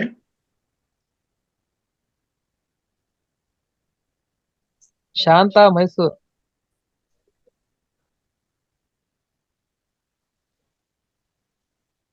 ಶಾಂತ ಮೈಸೂರು ಮಾತಾಡಿ. ಸರ್ ನಮಸ್ತೆ ಸರ್. ಮಾತಾಡಿ ಸರ್ ನಮಸ್ತೆ. ಸೂಕ್ಷ್ಮ ಶರೀರದ ಬಗ್ಗೆ ತುಂಬಾ ಆಳವಾಗಿ ಹೇಳಿದ್ರಿಂದ ನಮಗೂ ಅದ್ರ ಬಗ್ಗೆ ತಿಳ್ಕೊಂಡಂಗೈತೆ ಸರ್. ಅದ್ರ ಬಗ್ಗೆ ಗೊತ್ತಿರ್ಲಿಲ್ಲ ನಮ್ಗೂನು. ಹೇಗೆ ಅದು ಆಕ್ಟಿವೇಟ್ ಆಗಿರುತ್ತೆ, ಎಲ್ಲಿಂದ ಎಲ್ಲಿ ತನಕ ಏನೆಲ್ಲಾ ಎಲ್ಲಾ ಕಡೆನೂ ಅದು ಪ್ರಯಾಣ ಮಾಡಿ ಮತ್ತೆ ದೇಹನ ಸೇರೋಂಥದ್ದು. ಅದಕ್ಕೋಸ್ಕರ ಈಗ ಆತರ ಮಾಡ್ಬೇಕು ಅಂದ್ರೆ ಹೆಚ್ಚೆಚ್ಚಿಗೆ ಧ್ಯಾನ ಮಾಡ್ಬೇಕು. ನಾವುನು ಈಗ ಇನಿಷಿಯಲ್ ಸ್ಟೇಜ್ ಅಲ್ಲಿ ಇದೀವಿ, ಧ್ಯಾನಕ್ಕೆ ಇವಾಗ ಸೇರ್ಕೊಂಡಿರೋದು. ಹಾಗಾಗಿ ಒಂದೊಂದ್ಸರಿ ಧ್ಯಾನ ಆಗುತ್ತೆ, ಒಂದೊಂದ್ಸರಿ ಧ್ಯಾನ ಆಗಲ್ಲ ಸರ್. ಅದು ಅದೇ ಆಲೋಚನೆಗಳೇ ಜಾಸ್ತಿ. ಏನಾಗಲ್ಲಮ್ಮ, ನೀವು ಮ್ಯೂಸಿಕ್ ಮಾಡ್ತೀರಾ, ಸೈಲೆಂಟ್ ಮೆಡಿಟೇಷನ್ ಮಾಡ್ತೀರಮ್ಮ? ಸರ್ ಮ್ಯೂಸಿಕ್ ಹಾಕಂತಾರೆ, ಸೈಲೆಂಟ್ ಒಂದೊಂದ್ಸರಿ ಸೈಲೆಂಟ್ ಮಾಡ್ತೀನಿ, ಒಂದೊಂದ್ಸರಿ ಮ್ಯೂಸಿಕ್ ಅಲ್ಲೂ ಮಾಡ್ತೀನಿ. ಸೈಲೆಂಟ್ ಮಾಡ್ರಿ. ಸೈಲೆಂಟ್ ಮಾಡ್ತೀನಿ, ಮ್ಯೂಸಿಕ್ ಒಂದೊಂದ್ಸರಿ ಥಾಟ್ಸ್ ಅಂತೂ ಬಿಡೋದೇ ಇಲ್ಲ. ಅದೇ ನಾನು ಹೇಳ್ತಿಲ್ಲಮ್ಮ, ಸೈಲೆಂಟ್ ಮೆಡಿಟೇಷನ್ ಮಾಡ್ರಿ, ನಿಮ್ಗೆ ಬೇಗ ಆಲೋಚನೆಗಳು ಖಾಲಿ ಆಗ್ತಾವ. ಒಂದೊಂದ್ಸರಿ ತುಂಬಾ ಚೆನ್ನಾಗಾಗುತ್ತೆ, ಒಂದೊಂದ್ಸರಿ ಅಂತೂ ಎಷ್ಟೇ ಕಾನ್ಸಂಟ್ರೇಟ್ ಮಾಡಿದ್ರು ಆಗಲ್ಲ ಸರ್. ಒಂದೊಂದ್ಸರಿ ನೀವು ನಿರಂತರ ಜಾಸ್ತಿ ಮಾಡ್ರಿ, ಎಲ್ಲ ಅನುಕೂಲ ಆಗುತ್ತಮ್ಮ. ಮಾಡ್ರಿ, ಓಕೆನಾ? Okay sir. ಮಾಡ್ರಮ್ಮ, ಎಲ್ಲ ಒಳ್ಳೆ ಮಾರ್ಗಕ್ಕೆ ಬಂದಿರಿ, ಜನ್ಮ ಸಾರ್ಥಕ ಆಗ್ತದೆ ನಿಮ್ದು. ಧ್ಯಾನ ಅಲ್ಲ, ಎಷ್ಟೋ ಜನ್ಮದ ಪುಣ್ಯ ಫಲ. 350 ಜನ್ಮಗಳು ದಾಟಿರ್ತಕ್ಕಂಥವ್ರು ಮಾತ್ರ ಈ ಮಾರ್ಗಕ್ಕೆ ಬರಲು ಸಾಧ್ಯ. ಎಲ್ಲರೂ ಬರಕ್ ಸಾಧ್ಯ. PhD ಕೋರ್ಸು ಎಲ್ಲರೂ ಮಾಡಕ್ ಆಗಲ್ಲಮ್ಮ. ಹೌದು ಸರ್. SLC PUC ಅವೇ ಕೋರ್ಸ್ಗಳು ಬೇರೆ, PhD ಕೋರ್ಸೇ ಬೇರೆ. PhD ಕೋರ್ಸ್ ನಲ್ಲಿ ಸ್ವಲ್ಪ ಮಂದಿ ಇರ್ತಾರಮ್ಮ, ಅಂತವ್ರೆ ನೀವು. ಏನೋ ತಮ್ಮ ಆಶೀರ್ವಾದದಿಂದ ನಂಗೆ ಕಾನ್ಸಂಟ್ರೇಷನ್ ಬಂದ್ರು ಸಾಕಾಗಿದೆ ನನಗಷ್ಟೇ. ಆದ್ರೂ ಬಿಡ್ತಾ ಇಲ್ಲ, ಮಾಡ್ಲೇಬೇಕು ಅಂತ ಅನ್ಕೊಂಡಿದೀನಿ. ಅದಾಗ್ಲಿ ಹೋಗ್ಲಿ ಮಾಡ್ತಾ ಇರ್ಬೇಕು ಅಂತ ಅನ್ಕೊಂಡಿದೀನಿ. ನಾನು ಅನ್ಕೊಂಡ್ ಮಾಡ್ತಾ ಇದ್ದೀನಿ. ಆಹಾರ ನಿಯಮನು ಕಠಿಣವಾಗಿ ಪಾಲನೆ ಮಾಡ್ರಮ್ಮ. ಬೆಳ್ಳುಳ್ಳಿ, ಮಶ್ರೂಮು ಮತ್ತೆ ಮಾಂಸದ ಪಾತ್ರಗಳು ತೆಗೆದು ಬಿಡ್ರಿ. ಎಲ್ಲ ಶುದ್ಧ ಮಾಡ್ತೀನ್ರಮ್ಮ, ಚೆನ್ನಾಗಿ ಸಾಧನೆ. ಓಕೆ ಸರ್, ನಿಮ್ ಆಶೀರ್ವಾದ ನಮ್ಮ ಮೇಲೆ ಇರ್ಲಿ. ಗುರುಗಳ ಆಶೀರ್ವಾದ ನಂದೇನಿಲ್ಲ. ಆದ್ರೂ ತಮ್ಮಂತ ಆಶೀರ್ವಾದನೂ ಇರ್ಬೇಕು ನಮಗೆ. ಶಾಂತ ಅವ್ರೆ ನಮಸ್ಕಾರಮ್ಮ, ತುಂಬಾ ಚೆನ್ನಾಗಿ ಮಾತಾಡಿದ್ರಿ, ಒಳ್ಳೆ ಇದಾಗಿ ಹೇಳಿದ್ರೆ. ನಾವು ಮಾತಾರ್ ಬಾಬಾ ಅವ್ರನ್ನ ಪ್ರಾರ್ಥನೆ ಮಾಡ್ಕೋತೀವಿ. ಆದಷ್ಟು ನಿಮಗೆ ಸುಭಾಷ್ ಪತ್ರಿಜಿ ಅವ್ರನ್ನು ಪ್ರಾರ್ಥನೆ ಮಾಡ್ಕೋತೀವಿ, ನಿಮಗೆ ಈ ವಿಷಯದಲ್ಲಿ ಹೆಚ್ಚು ಜ್ಞಾನ ಕೊಡ್ಲಿ, ದಿನ ನಿಮಗೆ ಯಾವುದೇ ಅಡಚಣೆ ಆಗದೆ ಧ್ಯಾನ ಮಾಡಿ ಅಂತ ನಾವು ಪ್ರಾರ್ಥನೆ ಮಾಡ್ಕೋತೀವಿ. ಹಾಗೆ ಶಿವಕುಮಾರ್ ಅವ್ರನ್ನ ಮಾತಾಡ್ಬೇಕು ಅಂತಿದ್ದಾರೆ. ಸರ್ ನಮಸ್ಕಾರ. ನಮಸ್ತೆ ಸರ್. ನಮಸ್ಕಾರ ಸರ್. ನಮಸ್ತೆ ಸರ್. ಸರ್, ಧ್ಯಾನದಲ್ಲಿ ಗುರುವಿನ ಪಾದಕ್ಕೆ ಬರೋದು ಸರ್, ಏನ್ ಸಂಕೇತ ಸರ್? ಧ್ಯಾನದಲ್ಲಿ ಗುರುಗಳ ಪಾದಕ್ಕೆ ಇರ್ತಾವಲ್ಲ ಸರ್, ಪಾದ ಸರ್. ಗುರುಗಳು ಪಾದ ಕಾಣ್ತಾವ? ಹಾ ಸರ್. ಒಳ್ಳೇದು, ಚೆನ್ನಾಗಿ ಮಾಡಿ. ಒಳ್ಳೆ ಸಂದೇಶ ಕೊಟ್ರಿ. ಹಂಗೆ ನಿರಂತರ ಮಾಡ್ರಿ. ಅದೇ ಸರ್ ಏನ್ ಸಂಕೇತ ಅಂತ ಕೇಳ್ತಾ ಇದೀವಿ ಸರ್. ಒಳ್ಳೇದ್ರಿ, ಒಳ್ಳೆ ಗುರುಗಳ ಪಾದ ಅಂದ್ರೆ ಒಳ್ಳೇದಲ್ಲ. ಹೌದು. ಇನ್ನೊಂದು ಸರ್, ಸತ್ಯಲೋಕ ಫೈನಲ್ ಸರ್, ಅದಕ್ಕಿಂತ ಮೇಲ್ಗಡೆ ಏನೋ ಲೋಕ ಅದಾವ ಸರ್. ಸತ್ಯಲೋಕದಲ್ಲಿ ಅನೇಕ ಲೋಕಗಳು ಇರ್ತಾವ. ಕೈಲಾಸ, ವೈಕುಂಠ, ಅಂತವೆಲ್ಲ ಇರ್ತಾವ. ಅಗಮ್ಯ, ಅನಾಥ, ಅಲ್ಲಕ ಲೋಕ ಅಂತ ಹೇಳ್ತಾರೆ ಸರ್ ಒಬ್ಬೊಬ್ಬರು. ಇನ್ನ ಸತ್ಯಲೋಕ ಮೇಲ್ಗಡೆ ಒಂದು ಭೂವರ್ಲೋಕದಲ್ಲಿ ಅನೇಕ ಲೋಕಗಳು ಇರ್ತಾವ. ಜನಲೋಕದಲ್ಲಿ ಅನೇಕ ಲೋಕಗಳು ಇರ್ತಾವ. ಲೋಕದಲ್ಲಿ ಅನೇಕ ಲೋಕಗಳು ಇರ್ತಾವ. ಒಂದು ಸತ್ಯಲೋಕದಲ್ಲಿ ಅನೇಕ ಲೋಕಗಳು ಇರ್ತಾವ. ಅದೇ ಸರ್, ಸತ್ಯಲೋಕ ದಾಟ್ನ ಮುಂದಕ್ಕೆ ಹೋಗ್ಬೋದು ಸರ್. ಧ್ಯಾನಸ್ಥರು ಲಾಸ್ಟ್ ಸತ್ಯಲೋಕನ ಲಾಸ್ಟ್ ಸರ್. ನಮ್ ಕೆಲ್ಸ ಅಲ್ಲಿಂದ ಬಂದೀವಿ, ಅಲ್ಲಿಗೆ ಹೋಗೋದೇ ನಮ್ ಕೆಲ್ಸ.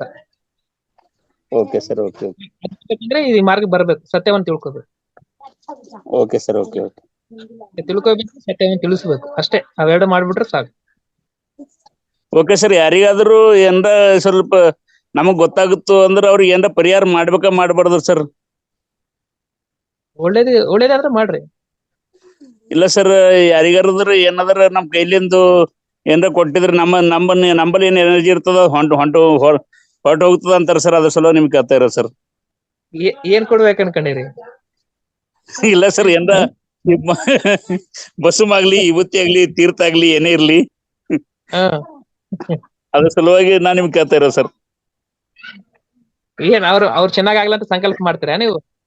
ಹೌದು ಸರ್, ಹೌದು. ಏನೇ ಒಬ್ರು ರೋಗಿಸ್ತಿರ್ತಾರ, ಒಬ್ರಿಗೆ ಏನೇ ಆಗ್ತದ ಸರ್. ಅವ್ರು ಬೇಸ್ ಆಗ್ಬೇಕಂತ ಸಂಕಲ್ಪ ಮಾಡ್ತಾರಲ್ಲ, ಅವ್ರಿಗೆ ಒಳ್ಳೇದಾಗ್ಬೇಕಂತೇಳಿ ನಾವು ಕೊಡೋದು ಸರ್. ಅದೇ ಸಂಕಲ್ಪ ಮಾಡ್ಕೊಂಡು ಕುತ್ಕೊಂತೀರಿ? ಇಲ್ಲ ಸರ್, ನಮ್ ಕೈಲಿಂದ ಕೊಡ್ಬಾರ್ದು ಅಂತ ಕೇಳ್ತಾ ಇದೀವಿ ಸರ್. ಸರ್ ಇಲ್ಲ, ನಾನು ಇಂಟರ್ಫಿಯರ್ ಆಗ್ತಾ ಇದ್ದೀನಿ ಸರ್. ಬಾಲಕೃಷ್ಣ ಕುರುಗೋಡು ಅವರೇ, ಇವ್ರು ಇನ್ನೊಂದು ಏನ್ ಮಾಡ್ತಿದಾರೆ ಅಂದ್ರೆ, ಇವ್ರು ಪೂಜಾ ಕಾರ್ಯಕ್ರಮಗಳೆಲ್ಲ ಮಾಡ್ತಾರೆ ಅನ್ಸುತ್ತೆ. ಅದ್ರಲ್ಲಿ ಮಾಡಿದಾಗ ಏನಾಗುತ್ತೆ, ಅವ್ರನ್ನ ನಂಬಿ ಬರ್ತಾರಲ್ಲ ಅವ್ರ ಶಿಷ್ಯರು ಅಥವಾ ಭಕ್ತರು ಅಥವಾ ಜನಗಳಿಗೆ ಅವ್ರಿಗೆ ಒಳ್ಳೇದಾಗ್ಲಿ ಅಂದ್ಬಿಟ್ಟು ವಿಭೂತಿ, ಭಸ್ಮ, ಕುಂಕುಮ ಇತ್ಯಾದಿಗಳನ್ನ ಅವ್ರು ಕೊಡ್ತಾ ಇರ್ತಾರೆ. ಅದು ಸರ್ ಕೊಡ್ತಾ ಇಲ್ಲ. ಫಸ್ಟ್ ಬಾರ್ ನಿಮ್ಗೆ ಕೇಳ್ತಾ ಇದ್ದೀನಿ ಸರ್, ಕೊಡ್ಬಾರ್ದು ಅಂತ ಹೇಳಿ. ಕೊಡ್ಬೋದು ಸರ್. ಇವ್ರ ಅನುಮಾನ ಏನು ಅಂದ್ರೆ, ನಾನು ಈ ರೀತಿ ಕೊಡೋದ್ರಿಂದ ನಮ್ಗೆ ನಮ್ಮ ಶಕ್ತಿ ಎಲ್ಲ ಕಮ್ಮಿ ಆಗ್ಬಿಡುತ್ತಾ ಅಂತ. ಇಲ್ಲಿ ಬಾಹ್ಯವಾಗಿ ನೀವ್ ಏನನ್ನ ಕೊಡ್ರಿ ನಡೀತೈತೆ. ನೀವ್ ಸಂಕಲ್ಪ ಮಾಡಿ ದಾನ ಮಾಡಿ ನೀವು ಅವ್ರಿಗೆ ಒಳ್ಳೇದಾಗ್ಲಿ ಅಂತ ಹಂಗ್ ಮಾಡ್ಕೊಂಡಿದ್ದೆ ಅಂದ್ರೆ ಅವ್ರಿಗೆ ಒಳ್ಳೇದಾಗ್ತತೋ ಇಲ್ಲ ಗೊತ್ತಿಲ್ಲ, ನಿಮ್ ಎನರ್ಜಿ ಅಂತ ಲಾಸ್ ಆಗ್ತದೆ. ಸಂಕಲ್ಪ ಮಾಡಿದಾಗ ಶಕ್ತಿ ಕಳ್ಕೊಂತೀವಿ. ಸಂಕಲ್ಪ ಮಾಡ್ಕೋಬಾರ್ದು. ಯಾವ ಸಂಕಲ್ಪ ಮಾಡಬಾರ್ದು? ಧ್ಯಾನಕ್ಕೋಸ್ಕರನೇ. ಧ್ಯಾನ ಆತ್ಮಜ್ಞಾನಕ್ಕೋಸ್ಕರನೇ ಮಾಡ್ಬೇಕೆ ಹೊರತು ಯಾವ್ದಕ್ಕೋಸ್ಕರ ಮಾಡಬಾರ್ದು. Okay sir, okay. ಜ್ಞಾನವನ್ನು ಗಳಿಸೋದಕ್ಕೋಸ್ಕರ ಮಾಡ್ಬೇಕು ಅಷ್ಟೇ ಹೊರತು ಇನ್ನು ಯಾವ್ದಕ್ಕೋಸ್ಕರ ನಾವು ಮಾಡಬಾರ್ದು. ಸಂಕಲ್ಪ ಮಾಡ್ಕೊಂಡಿ ಅಂದ್ಕೊಳ್ರಿ, ಆ ಕೋರಿಕೆ ನೆರವೇರ್ಬೋದು, ಆದ್ರೆ ನಮ್ಮ ಎನರ್ಜಿ ಎಲ್ಲ ಲಾಸ್ ಆಗ್ಬಿಡ್ತದೆ. ಮತ್ತೆ ನಾರಾಯಣ ತತ್ವ ಹೋಗಿ ಮತ್ತೆ ನರನಾಗ್ಬಿಡ್ತೀವಿ. ಓಕೆ ಸರ್, ಓಕೆ, ಧನ್ಯವಾದ. ಆದ್ದರಿಂದ ಓಕೆ ಮಾಸ್ಟರ್, ಕರೆಕ್ಟಾರ? Thank you so much sir. ನೀವು ಕಾರ್ಯಕ್ರಮ ಮುಗಿಸ್ತಾ ಇದ್ದೀರಾ ಸರ್? ಹಲೋ ಬಾಲಕೃಷ್ಣ ಅವ್ರಿಗೆ ಅಪ್ಪಣೆ ಕೊಡ್ತೀರಾ ಸರ್? ಖಂಡಿತ ಸರ್. ಇಲ್ಲಿಗೆ ತಾವು ಬಹಳ ಬಿಸಿ ಇದ್ದೀರಾ ಅನ್ಸುತ್ತೆ. ಏನೋ ರ್ಯಾಲಿ ನಡೀತಾ ಇದೆ, ತಾವು ಹೋಗ್ಬೇಕಾಗಿದೆ. ಸೊ ಅದಕ್ಕೋಸ್ಕರ ಇಲ್ಲಿಗೆ ಇವತ್ತಿನ ಗುರುಗಳನ್ನ ನಾವು ಸಂಪನ್ನಗೊಳಿಸೋಣ. ಗುರುಗಳನ್ನ ನಾವು ಕಳಿಸ್ಕೊಳ್ಳೋಣ, ಅವರು ಹೊರಡ್ಲಿ. ಮತ್ತೆ ಕೆಲವೊಂದು 2 ನಿಮಿಷ ಮಾತಾಡೋಣ. ಅವ್ರಿಗೂ ನಾವು ಹೇಳ್ತಾ ಇದ್ದೀವಿ ಧನ್ಯವಾದಗಳು ಸರ್. 1 ಸೆಕೆಂಡ್. ಇಲ್ಲಿ ನನ್ನ ಹತ್ರ ಆತ್ಮಜ್ಞಾನ ಗುರುಗಳು ಬರೆದಿರ್ತಕ್ಕಂಥ, ಪತ್ರಿ ಸರ್ ಬರೆದಿರ್ತಕ್ಕಂಥ ಪುಸ್ತಕಗಳು ಮತ್ತು ತಟವರ್ತಿ ವೀರರಾವ್ ಸರ್ ಬರೆದಿರ್ತಕ್ಕಂಥ ಪುಸ್ತಕಗಳು ಕನ್ನಡದಲ್ಲಿ ಸಿಗ್ತವೆ. ಎಲ್ಲಾ ಕಡಿಮೆ ಸಿಗ್ತವೆ. ಆದ್ರಿಂದ ಪುಸ್ತಕಗಳು ಬೇಕಾಗಿರ್ತಕ್ಕಂಥವ್ರು ನನ್ನ ನಂಬರ್ಗೆ ಕಾಂಟ್ಯಾಕ್ಟ್ ಆಗ್ಬಹುದು. ನಿಮ್ ನಂಬರ್ ಕೊಟ್ರೆ ನಮ್ಗೆ ಬಹಳ ಅನುಕೂಲ ಸರ್.